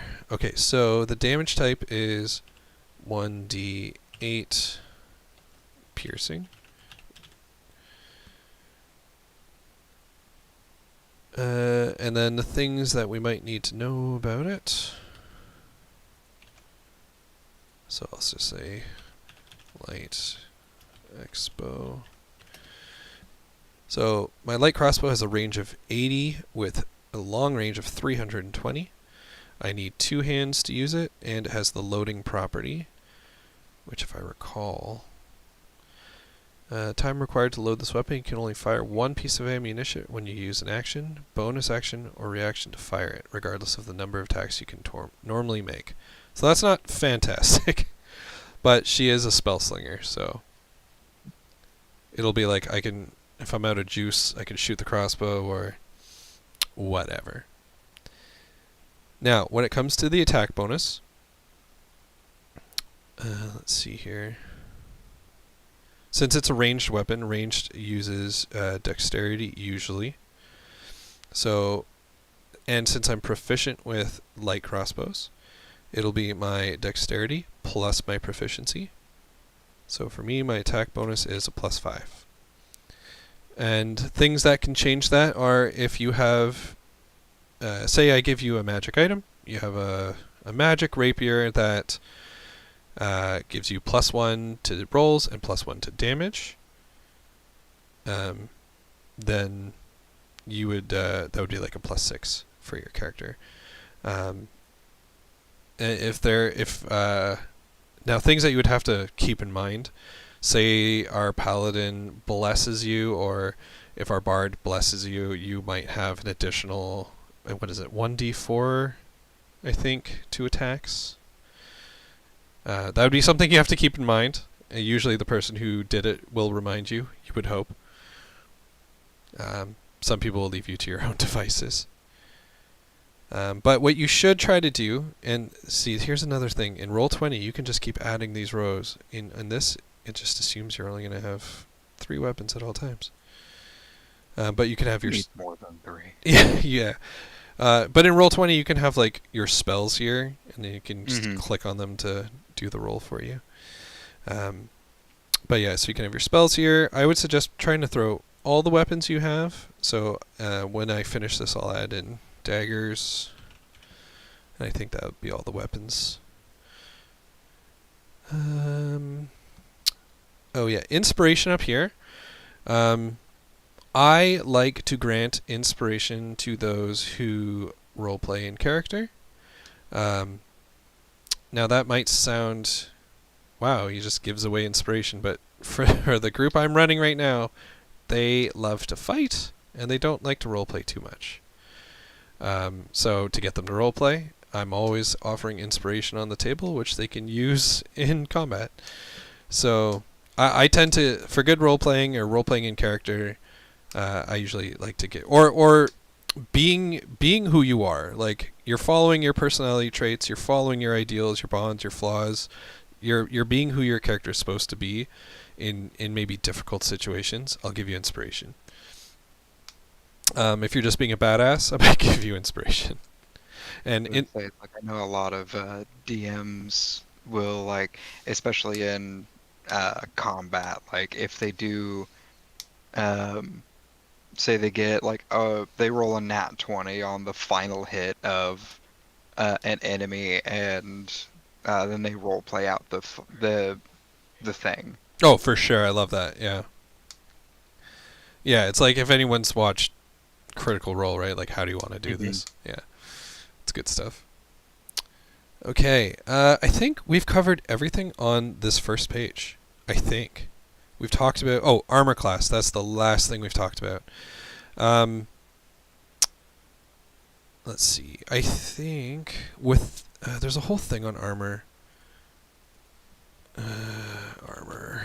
It's like it's really all based on what it is.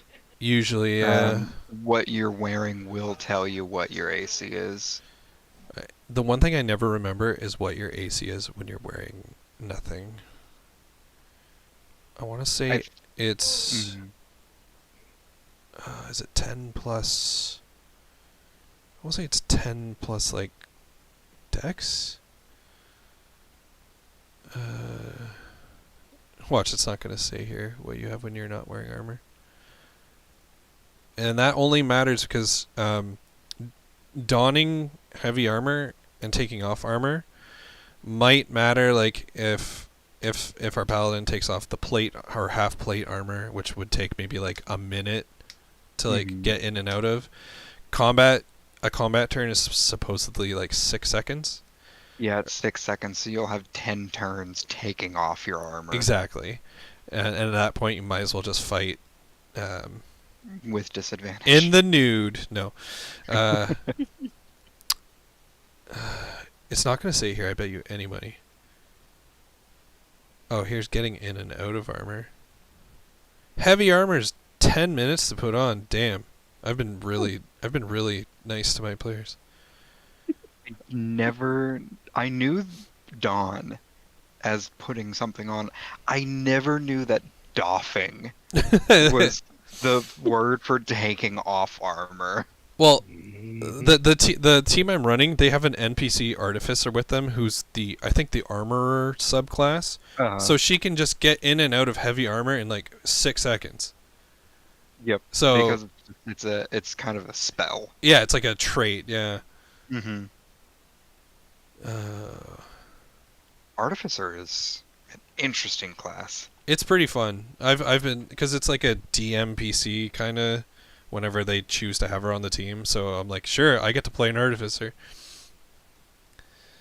Okay, it doesn't say, but I'll look it up. I'm pretty sure it's like 10 plus dex if you're not wearing anything. In D&D 5e, your AC without armor is calculated by starting with 10 and adding your dex. Oh, I was right. Okay, great. Cool. All right. Right. So back to earlier when it tells you what your armor proficiencies are. A sorcerer has none. So I'm pretty sure fighters and paladins will have access to pretty much all armors. Woo! I cannot wear metal armor or use metal shields. That's cool. That's why I brought up Ironwood Mm-hmm. and fun things like that. Okay. All right, and then down here, this will be specifically for our more heavily armored friends. There is gold cost, because I think you do have starting gold or whatever. If you want to start in a certain thing, that's fine with me. If it fits your character to be in something, or it's totally okay. Just keep in mind, if it matters to you, certain armor does have a disadvantage to stealth. So, but the ones that don't usually cost more, I think. Or based on what they're made out of. So, if you are planning on having a shield in your offhand, you get +2 to your armor class. So for instance, say our paladin is in chainmail to start, so they'll have 16, and then if they're holding shield, they'll be 18, which is pretty hard to hit. And then Especially at low levels. oh yeah. And with there's certain support spells that can make paladins super tanks. Yeah, the paladin in my group, he was able to tank like ogres attacking him, and then all of a sudden I sent out not a regular orc, one that could cast spells, and I used command on him. I was like, oh, there you go. But then one of my other players is like, "Can I counter the command with my own command?" I'm like, "Well, shit. Can't say no to creativity. Go for it." You can try. Yeah, you could try if you beat the other command, sure. And he did, so that was great. Okay, so that's armor. Does anyone have any questions about anything on the first page? Initiative, speed, armor class, proficiency bonus, stats, weapons. I'm sorry, I'm just hung up on an orc mage coming out commanding the paladin to do something. Oh, it was And it was so you're- good. And then a teammate's thing belay that. Yeah, basically, like it was great because like as a DM, I'm like, finally I got this fool. He's just been tanking everything I throw at him, and then the other guy's just like, "Hey, can I do this that I've never done before?" I'm like, "Oh shit, yes, you can." And then it's like, "Well, you got to beat a pretty high roll." Oh, you did. Okay. I was like, I had finally done it, but okay. This is foiled again. Yeah, right. I'm like, but you know what? Good. I'm glad they can foil me as a DM. That just makes more fun. Okay. Is everyone okay with the first page?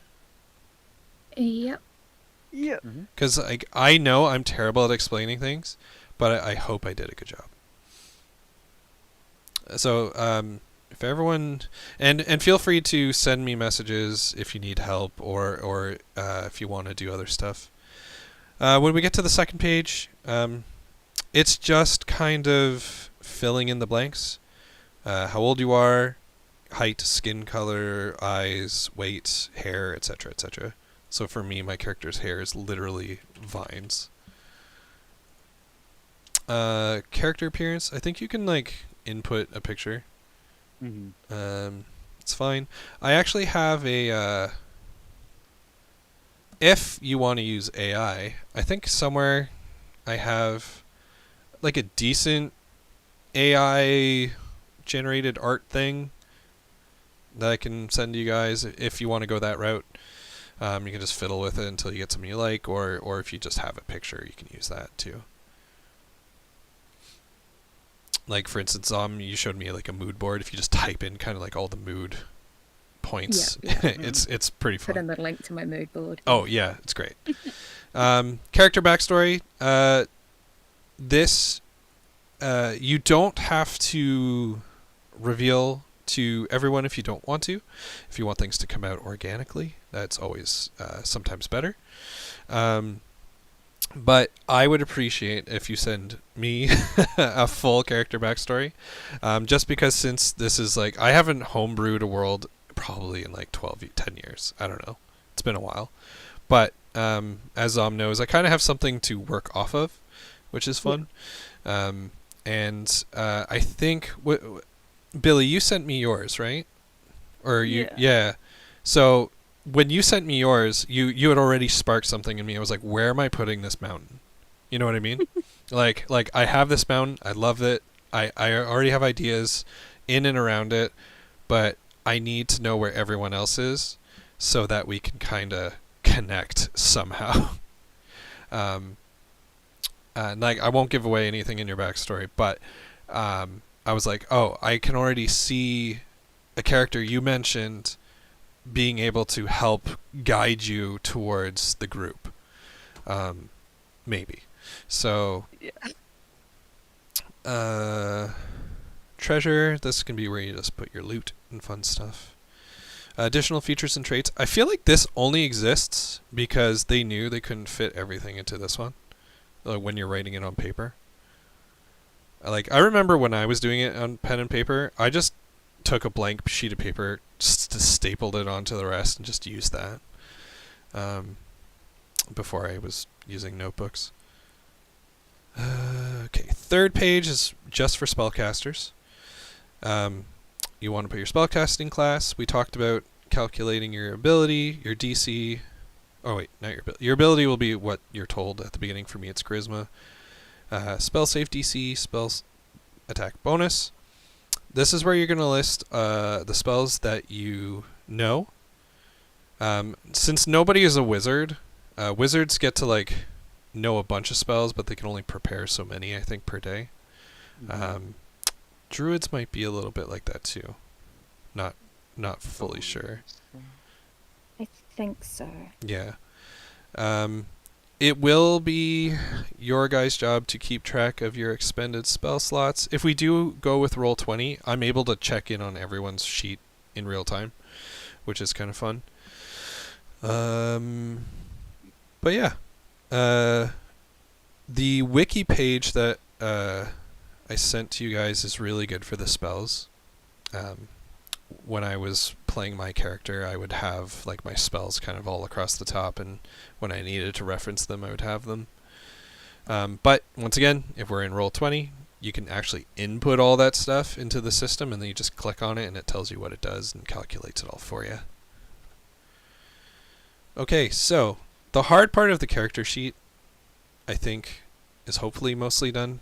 Like I said, you can always contact me, and I will do my best to help you guys. Now, I don't know if this is harder, but it's going to be kind of putting it back towards you guys a little bit. Without knowing everyone's background, do you have any ideas on how, or can we agree on some things about how this group of 4 would rather know each other or meet up? Like, for instance, I could throw out some things like, obviously the most cliche one is you just meet in a tavern. That's pretty basic. I've done it a few times. It's not my favorite. Another one would be like, you all have met on a large travel vessel, on a boat, on a long voyage to a new city. That's always like a pretty simple starting kind of hook. But you can go deeper if you want. Like, for instance, everyone's been captured, maybe like brought into the Underdark, things like that.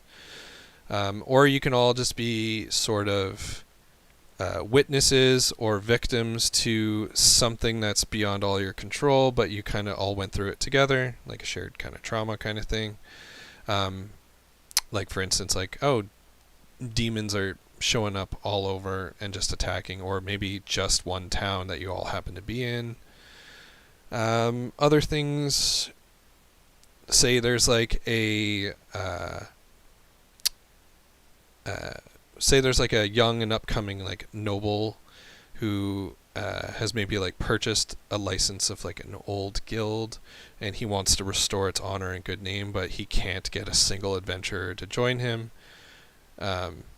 So he starts getting creative and trying to scout for people and try to like bribe them to be part of this guild. Those are just like some random things I came up with. That's how we get our starting gold.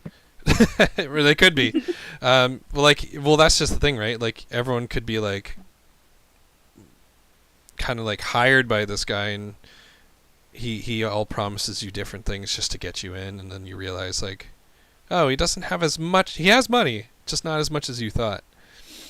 One other little, I wrote a couple other ones down. I wrote for this one, shared asshole, revenge.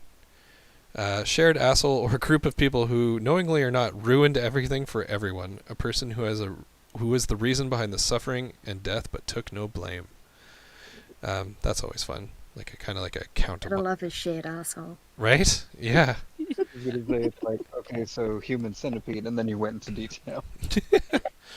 To go the opposite way, I'll say, like, has anyone ever heard of like the Count of Monte Cristo?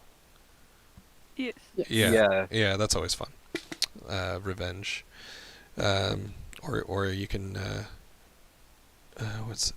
I also wrote down surprise responsibility. A person entrusts the group with protecting an object or person, or needing to get an item or person to a difficult location, and abruptly dies spectacularly immediately. It was pretty standard. So Far off. They're just just walking through here. Could you watch this for me while I go run this errand real quick? And they just get hit by a meteor. Yeah. But those are all just to kind of get your minds kind of going. Now, I do want to put it to you guys if you want to talk about. And like I said, you don't have to give away your characters' backstories, but if you want to, it helps a little bit if you just want to talk about like where your character could be or is or wants to go, and then we can kind of like try to, or what ideas you like. If you liked ones I mentioned, or you have some that you've been thinking of, just go ahead. If anyone wants to start. I mean, yeah, I guess my character is the traveling bard who realizes she can't do it on her own and needs company Or protection. or protection. Or both. Yeah. I mean, who says that protection can't be company? Yeah. Basically, she's been doing it on her own for a while, and has gone, I can't continue doing this by myself, or I'm going to get killed. But you don't want to give it up, though. Yeah, but she still wants to keep traveling and performing and learning new songs. Okay. You have pied all the pipers, and you now know that your next, the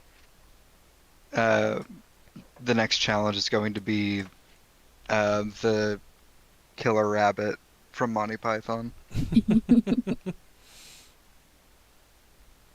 Scribble, scribble, scribble. Perfect ideas. How about anyone else? Anyone else have any ideas about how your character could maybe meet the group at large? Oh, well, my character's working with her uncle at the moment. I know. Trying to I was thinking do of that. stuff for him. So like, I know you have a perfect something like. to do with him. Yeah, you're. You know, like, Yeah, you're kind of like, I'm sending you off to do this for me, and then boom, you could bump into everybody. yeah, exactly. Yeah. Yeah. Okay. Oh, it's not big. I think my character, she's going to, along the lines of traveling, sent on more or less a pilgrimage after deciding her path. So she finds her way to whatever town or area we all cross paths at, Perfect. in order to come to a more a better understanding of what life would be like, or what life is like as a druid.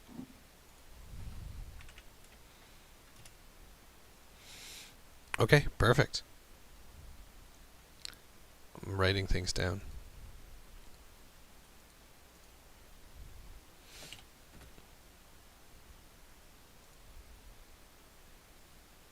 And last but not least, we got Bizarre. Yeah. Still working on background. That so. that's a-okay.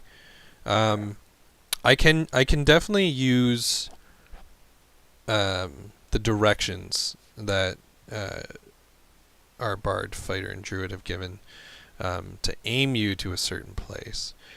Now, what is there anything I mentioned or anything you can think of as a story kind of plot hook that you liked? Anything you'd like to avoid, or do you just want to be surprised? Because if you mentioned yeah. you mentioned the Underdark, and Mhm. you know, my character has reasons to be in that area. Mm-hmm. And the cool thing is the Underdark has many, and at least in my world, and in regular Faerun and all those things, like their entrances can be almost anywhere. So yeah, not a problem that way as well, to even weave that into the story. Mm-hmm. And say, I'm up for a surprise, so whatever works best with Yeah. you and just whatever the others pick, I'm down for. I can work with it. Yeah, I'm always down for a surprise. Yeah. Same. Surprise times 4 with a flavoring of Underdark. Potentially. Potentially. We all It's come just to a You don't need to go there, but it could definitely be an influence. we Yeah. all come to a crossroads, like a literal crossroads, just outside of a town, and a sinkhole opens up, and we fall into the Underdark. And fight a giant spider. Woo! Big surprise. No. Okay, great. sounds like What one of the was- entrances to the Underdark in Baldur's Gate. Yeah, those are fun. And I like that in Baldur's Gate. What happens if I jump down this hole? You must Oh, I go into to- the Underdark and die. Yeah, well, you know how many times I jumped through a hole just after that first one? I was like, okay, hold on, save game, feather flight or whatever, and jump off, and oh yeah, this one doesn't kill you. Let's all go. Yeah. Oh man, I'm so pissed that this computer didn't let me finish Baldur's Gate 3. Like I'm so upset. It gets to like the end of Act 2 and my computer starts to die. No. Like actually I had this glitch where I couldn't recruit what's her name? Is it Jaheira? Yahira, yeah. Yeah. Is it? I was supposed to be the able to one- recruit her, and I did everything right, but it Oh, no. it glitched, so she wouldn't continue the conversation. And I was so pissed. I was like, oh, it's fine. I guess I'll just continue on. Computer crashes. I'm like, all right, can't continue this. I just wanted her on the team. I had a really annoying glitch where it would be the bit where you go into the colony under the castle, and just before when you can say, I want you on the team, and she'll come in with you. So you get through all of that, finish the main battle, and there's a glitch where immediately once you get back to Moonrise, she immediately gets like negative 40 approval and leaves the party. Oh yeah, it's annoying. So if I wanted her to remain in the team, I had to go back to a save that I had before getting into the colony and tell her not to come with me. Yep. Yeah. Yeah. I told my wife, I was like, I'd really like cash towards a new computer for Christmas. That'd be great. Because like I was already planning, my son starts school next September. I was like, that is the time. That is the time. Last kid, both in Yep. school all day. There you go. Some time comes back. What is it you do? I'm a night If manager. you don't mind, I would say if you don't mind announcing it to the world. No, I don't care. I'm a night manager at a hotel, like a four star luxury hotel, which is kind of fun. Nice. Oh yeah, like the hotel I work at, I've been there 5 or 6 years now, and I was going to ask if it was the same place. yeah, still the same place. And I still have not stayed a night there, and I got a discount. Got it. So what I'm hearing is, when I come up to your neck of the woods, I know where to go. Oh yeah, and I'd be able to get you like I can give discounts I can't give myself. So it's like Oh, that's annoying. yeah. So for instance, it's like the base room is somewhere like between $400 and $600. A night? A night. And Jesus, I'm that's telling my rent. I'm telling you it's not worth it. But Yeah. sorry people who would never watch this, but yeah. But at a discount it is worth it. So like if I got the room for you for like $300, then it's like okay, so like all the bells and whistles are kind of worth it at that price point. Mm-hmm. But my god, the prices Because can it is a luxury, but well when you get all the bells and whistles, a night stay Mhm. is like $1,800 on a base room. Ah, It's insane. That's why I've never stayed. And people joke with me. They're like, even with like 25% off discount or whatever, you've never stayed. I'm like, no. I was just gonna say, it's like, I wonder if it's something along the lines of like a lot of people who work food. Yeah. They don't really ever get food at the place that they work. Yeah, no, fuck Uh, that. No. Yeah, because they know what the kitchen's like, or they know what the staff's like, and it's like it may be If I'm they not the don't one trust making that- my food, I don't exactly. trust it. Yeah. They don't trust the staff, or they can't stand the smell of the food because they're around it 24/7 kind of thing. Oh, if you guys don't mind asking, what do you guys do for work? If you don't mind. At the moment, I am a forensic toxicologist. I say at the moment because should everything go well, I will only be a forensic toxicologist for another 2 months max Oh yeah. because I hate it here. But the company is pissing me off beyond measure, and I am fucking sick of it after 2 years. I'm telling you right now, I'm not above or below or whatever putting in people's frustrations as enemies before. Yeah, I know. Those Those are some of the best, yeah. like my one current druid, he went through a whole thing with like this lawyer who Oh no. and yeah, so of course we had an enemy boss called Lawyer, like 2 words. It was great. And then I forget what, actually it's probably on the, if I just go here. Yeah, so this guy right here, his name is Rue Bizwork. So my friend's name is Ruben, so Rube's work. He was really pissed at work that day.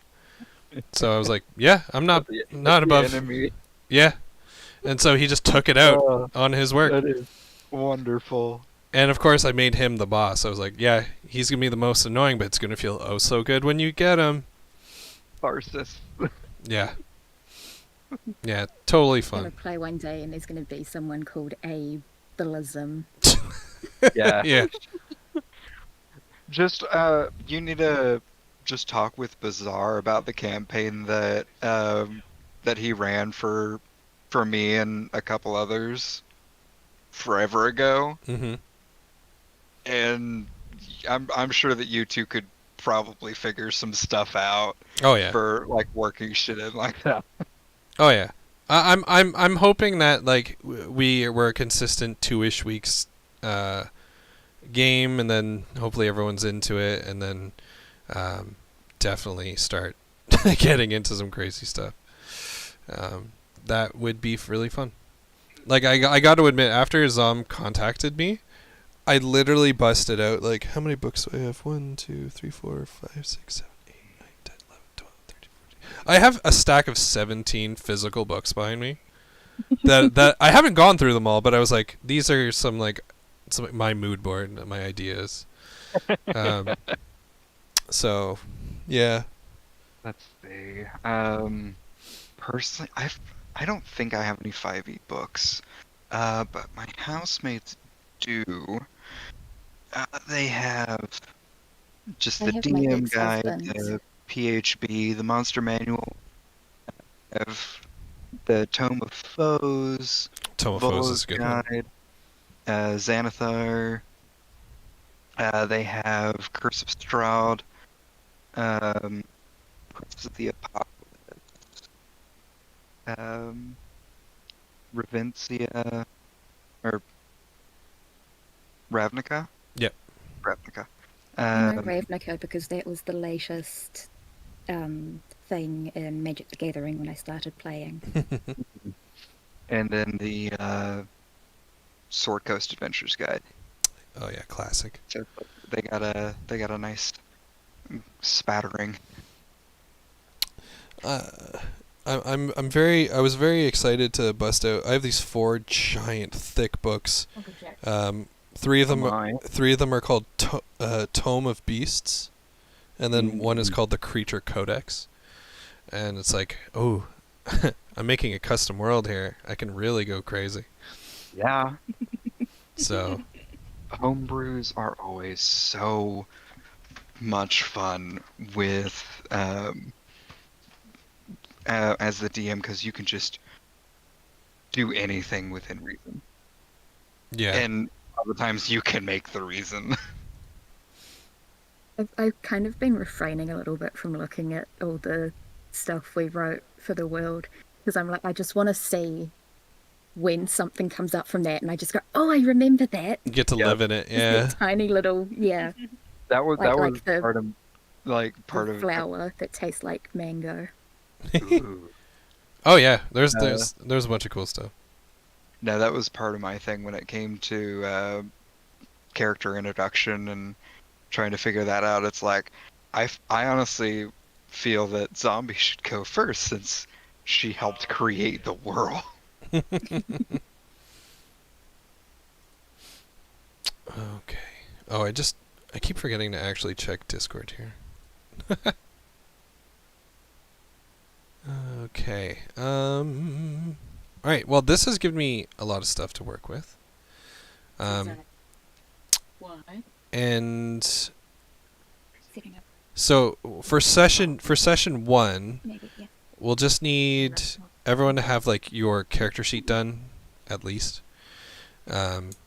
Because depending on like how long do you guys want a session to go? I guess is the good question. As long as we stick to Saturdays, Mm-hmm.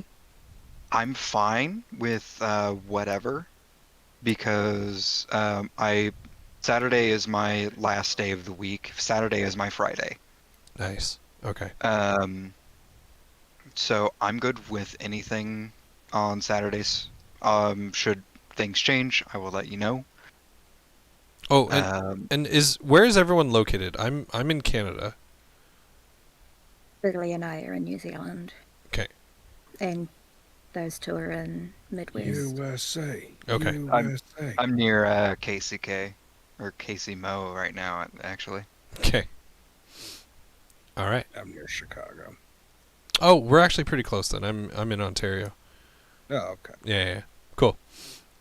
All right. So then, yeah. So I guess technically, it's Sunday here. But yeah. So Yeah, if we now. but if we start Saturdays and then for the New Zealanders Sunday, if everyone's good with that, I'm good with that. Yeah, yeah. And I think just in terms of what I can handle, like mentally, physically, I think 2 hours would probably be my max. that is what I'm currently doing with my current group because Yeah. one of the guys is like that as well. He just Yeah. he can't after like 2-ish. Sometimes we're trying to finish an encounter and he's just like, I gotta check out until it's my turn. I'm like, that's cool. We'll let you know. So yeah, we'll try to aim for 2 hours. As long as everyone knows that like there might not be combat every single encounter, there might not be a ton of role playing every encounter, just based on how things Damn, go. now I don't want to play anymore now. Well, fuck I this. can't fight everything. God damn it. No, remember, that's why you're playing a paladin this time, not a barbarian. We give the I still can't fight everything. we just got to give our paladin an item that lets him summon something to attack. Yeah. Recharge. Summon training dummy. Yeah, recharges at dawn. On to Done. the goblin. That'd be great. Okay, well that's awesome, and so I'm actually gonna write that 2 hours thing down because that matters. Oh, also Shins, I just saw your message. And take your time with answering everything. Because I know with those, Oh, I know yes. it'll bring Yeah. you directly to what I was talking about, so. Yeah, you're talking about like different speeds, right? Yeah, Yeah. because for what I'm looking at on the wiki, the speed gives me 30, but on the point calculator, it shows 25 as the base walk speed. Don't worry about the point calculator. Okay. Yeah, that like I said, that thing might be outdated. All right. when it Yeah, I just wasn't sure. Yeah, so we just need wanted the to we just double need the check calculator for the number, like the for the actual genuine calculator. buying. Yeah, when it comes to like the racial stuff, just go with what the wiki or the book say. Sounds good. Okay, cool. Funny, in my I tried to run a campaign that was kind of like a video game where people could. It was designed so that people could drop in and out at any time. And it was like, okay, whoever's in on this thing, we're gonna try to. It was just a series of one shots with a hub town that people lived in and could upgrade certain things. So it's like if you guys poured the gold that you got into like the local apothecary, they would sell more things and their potions would be cheaper, things like that. So it's like, yeah, okay, so the apothecary is at level 2. If you put in like 1,600 gold here, you can have a jeweler in town, right? It's kind of like Dark Dungeon. Yeah, it was kind of like that. Yeah, Yeah. yeah. It was great. It only lasted 2 sessions.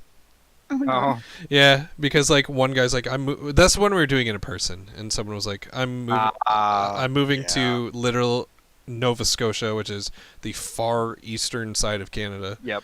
So I was like, okay, all right, well, like I said, whenever you stop by, we can play and we can continue this with the other guys. So other guys show And up for everyone one. else moved. Yeah, other guys show up for one session, and then people start. One guy moves 2 hours away. One guy moved 3 hours away. I'm like, oh my god. And then at the time, we weren't tech savvy per se. Mhm. So, but now we all are. So, yeah. So now we actually have have the ability to meet. We just still don't. Yeah. Now, I know I've asked this several times. Does anyone have any questions on literally anything? At all? Go ahead. I was just going to ask, how many skill proficiencies do we get? I can't remember. I'm always... Oh, it all depends on your class and your Yeah. race, because like for in my example here, the sorcerer, it said choose 2 from this list, but the background was Feylost, and Feylost specifically gives you deception and survival.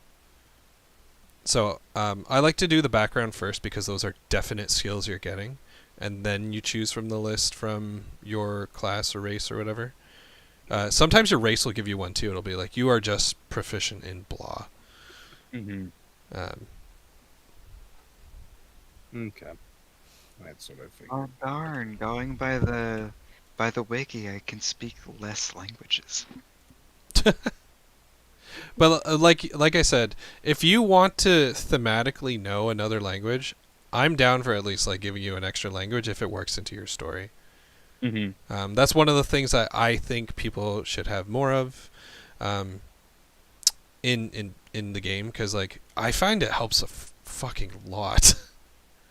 like if one person knows giant and like one person knows primordial and one person like, you know, as long as it makes sense that you know that, or you have you work it into your, it's like, yeah, I know this language because I am giving myself like a special magnifying glass that when I look through it, it translates it specifically for me or whatever. Mm-hmm. Yeah.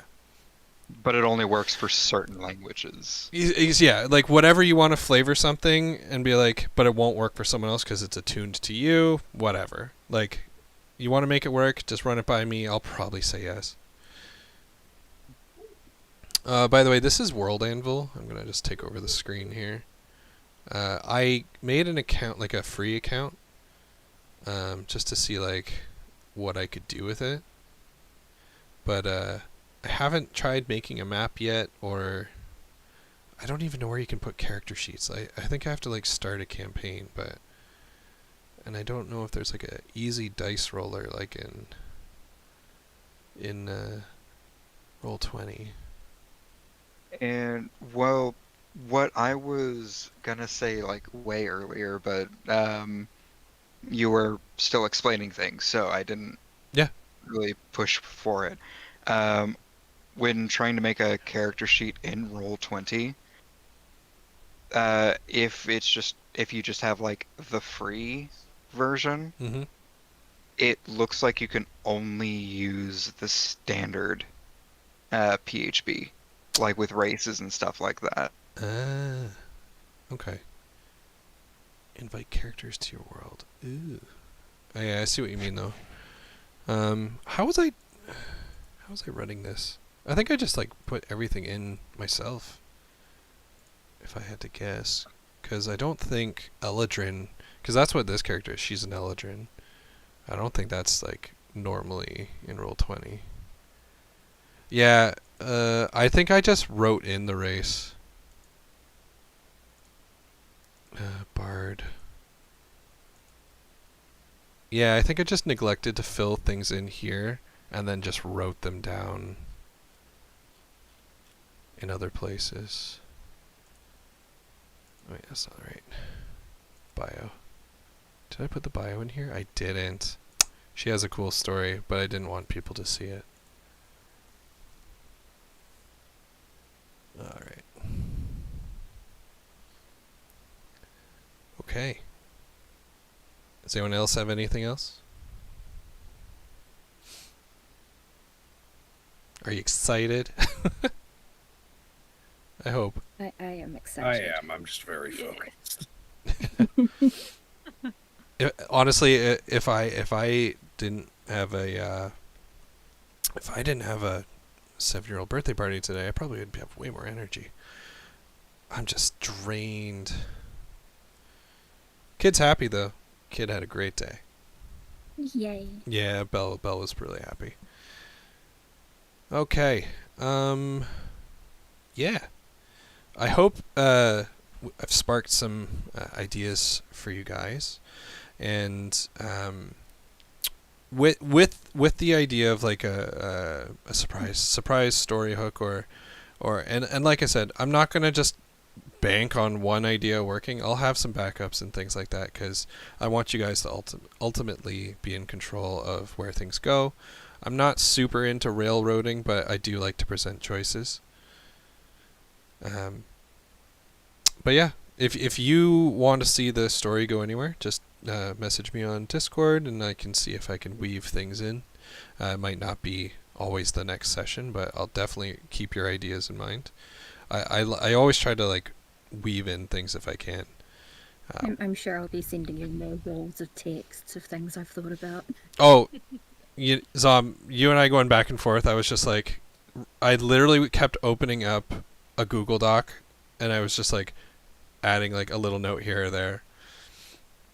Yeah, it's great. Shin's internet dropped out. No. She left. Okay. Okay. Let's see. Do I have anything else I can show or tell?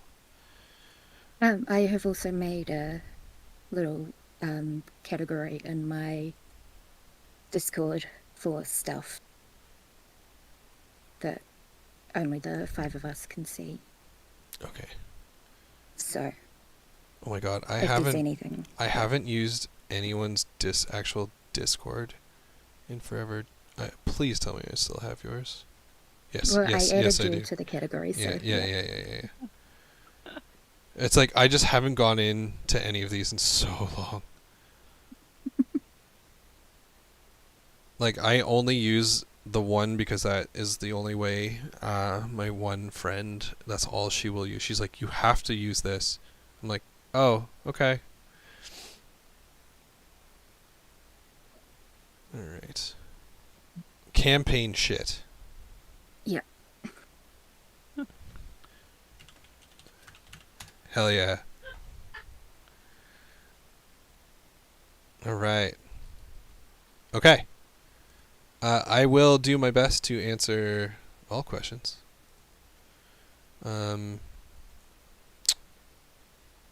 Yeah. I am very... I guess to tell a bit about me. I like to... I feed off a lot of creativity. Not saying I can't come up with my own stuff, but I definitely love to collaboratively build stuff together. So that's why I was saying like I might have extra questions for people based on the backstories that you send me, just for like world building purposes. So yeah, I'm wondering, even if I don't use World Anvil, I'm really interested on testing out their map making. I don't know where the hell that was. Their map making thing. Hey. Welcome back. Welcome back. Oh, I forgot to like link our bear rodeo if you wanted to look at that. Oh yeah. I will look at all the things. More bearable. Hilarious. Hilarious. Alright. Map title. What the hell? Just create a map. Whoa. Hey, it's back finally. Country, god, deity, geography. What is happening? Oh, these are article templates. No. I want to make a map.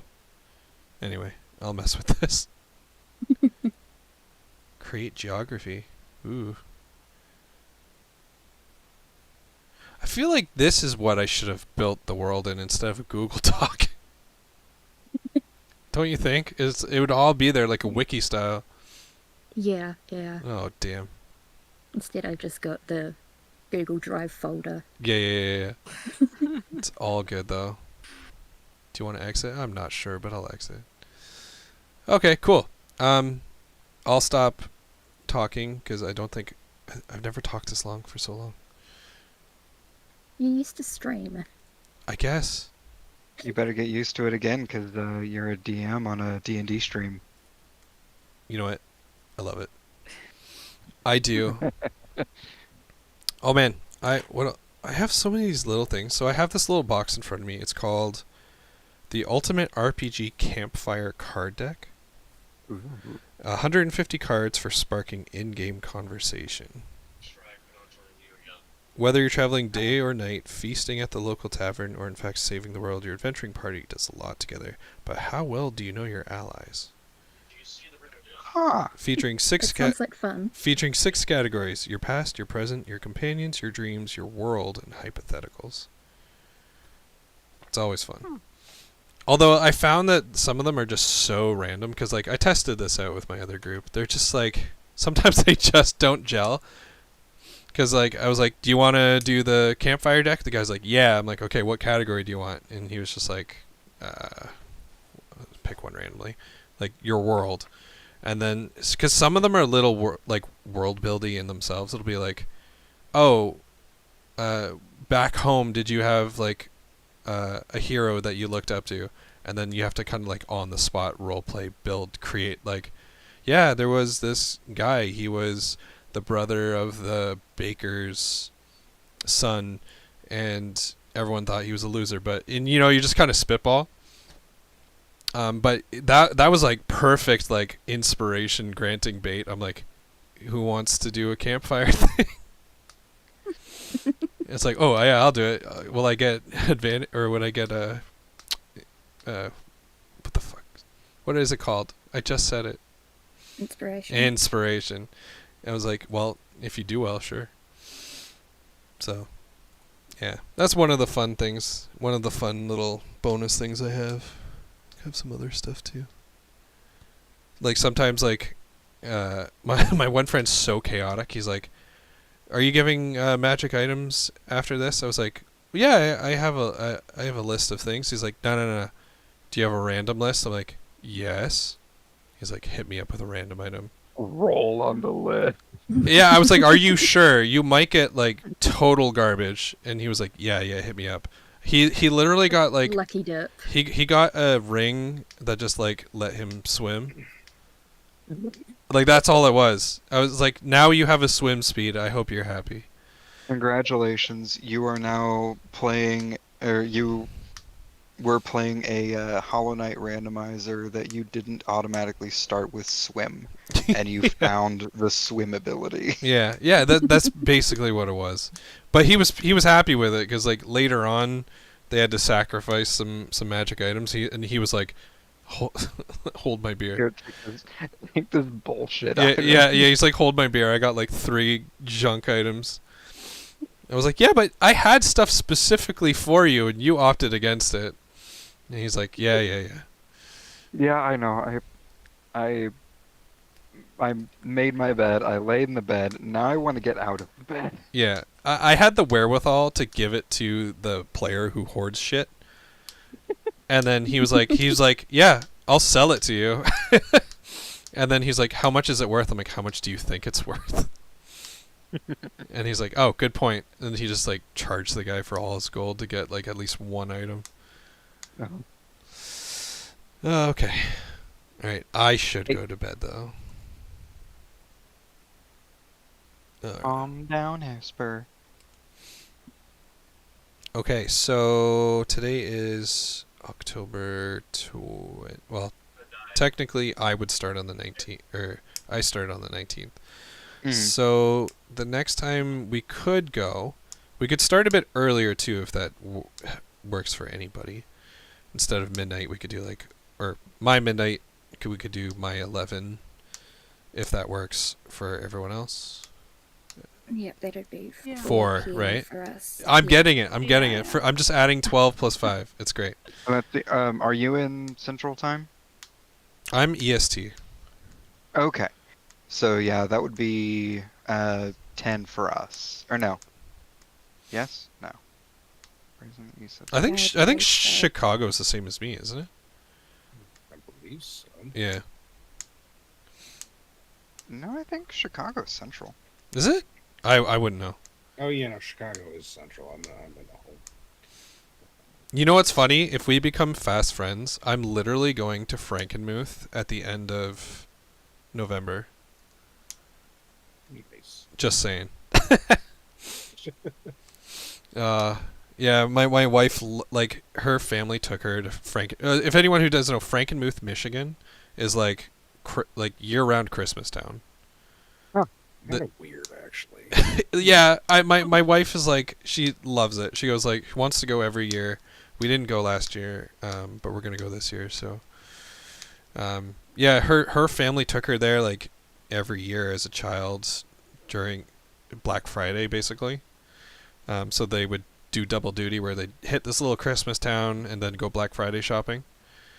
And then when I started dating her, I joined in on like half of those trips. And then now that we're married, we do those trips. Nice. Yeah. So and now the kids. Last time we went 2 years ago, my daughter and I think we played Pokemon Sword in the hotel, which was fun. Yeah, I'm like, all right. Yeah, it looks like with Roll20, I would have to buy the books in order to use them. Is that how it works for Roll20? I think so. Oh, Oh, that's so annoying. Because like I haven't bought anything for Roll20. I just put all the knowledge in myself, I guess. Mm-hmm. Which is a little bit of a pain, but like so much nicer when the game is going. Right. So yeah, if we want to go that route, like I'll hopefully have an answer before the end of next week. So that we can all make free accounts somewhere and do something.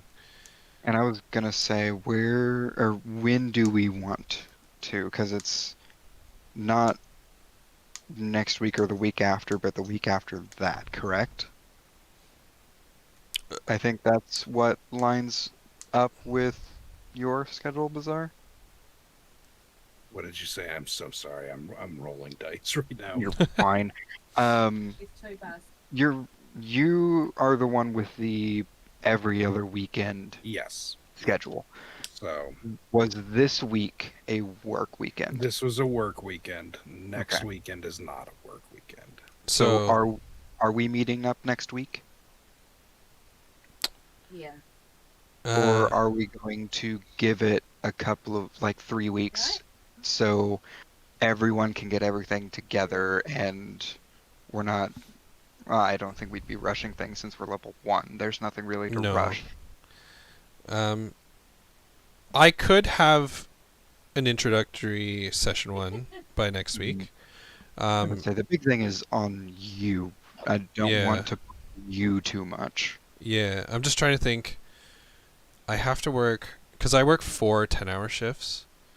Oh, I miss 410. I know, it's so good.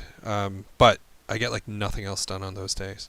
Oh yeah. Because No, Yeah. work days are work days. That's it. yeah, because like when I'm awake, it's like, all right, make sure kids exist and live, and then I go to sleep, and then Yep. go to work.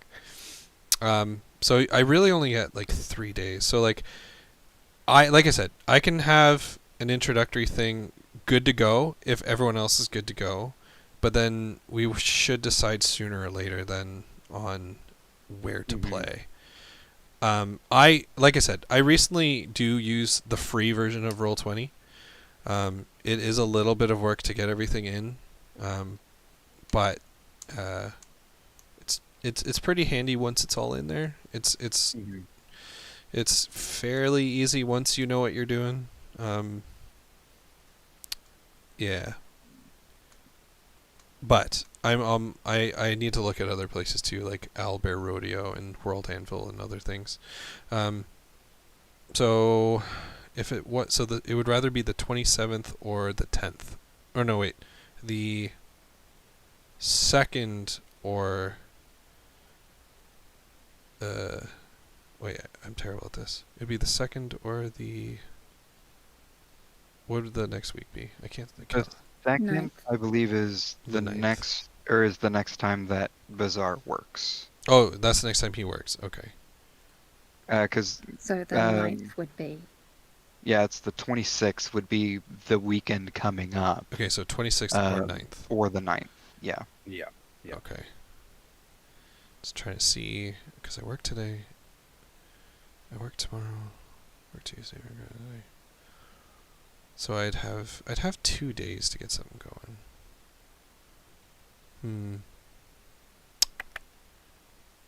It's only a session 1 though. I think I could. I mean, I don't mind giving it some time. Yeah, no, just whatever works best for you. I'd be more comfortable with waiting a little bit, but Okay.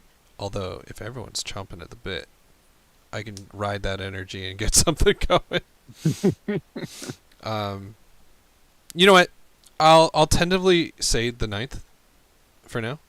Okay. But if I get like time and I get going, I will definitely let y'all know. Cool. But we'll say the 9th. Because I would have to like... Because I have an idea of what I want to do already. It's just I gotta put it on paper. Right. That's always the fun part. Yeah. You know what? I know we all have like computers in our phones. And I have like the Notes app and Google Docs app. And yet I still feel like I get more creative when I'm writing. Like in a book. Mm, Mm. yeah, I get that. Yeah. But I also have mobility issues with my hands now. Oh, Mm. yeah. Always fun. Yeah. Okay. I am waffling. I need to go. Go bed. All right. Yeah, so, but you know what? Even if we don't play by the 9th, or play this week, we could still meet up and chat if you guys wanted to. It just wouldn't be like a session or anything. Yeah, it'd be more Yeah, just kind yeah. of if there are any questions that come up between here and then, or just hang out. Or just getting to know each other. Yeah. Yeah. I'm Because I know all of you, but I hope my friends like each other. Yeah, I get that. Like, yeah, out of everyone, the only one I mean, I don't really know Billy too well, but Kind of. I don't know Bazaar at all. He only lived in my basement. Oh, basement bizarre. let's see if I can leave you guys with the... Oh, shoot. Where is it? I thought I had the AI thing. The art. Oh, is this it? I think I have it. I'm gonna see if I can get my artist friend to to make one for me. My artist friend Just- is here. Yeah, Yeah, I'm gonna fair. draw my own. No, that's... I No, already sketched something out, so There you no, go. no, that is... You know what? I prefer that. It's just I've never had that. Yeah. No, I'm not saying anything against it. I'm just saying it's like with my character, my friend is going to be like the perfect person for it because it's along the lines of what they already do. Yep, yep. Oh. I had a feeling that would. Here, this is I the mean, this is the I'm one. not gonna make it risque. This is the one that I found to work. It's pretty basic. You just choose like an art style, how many generate pictures you want it to generate. Like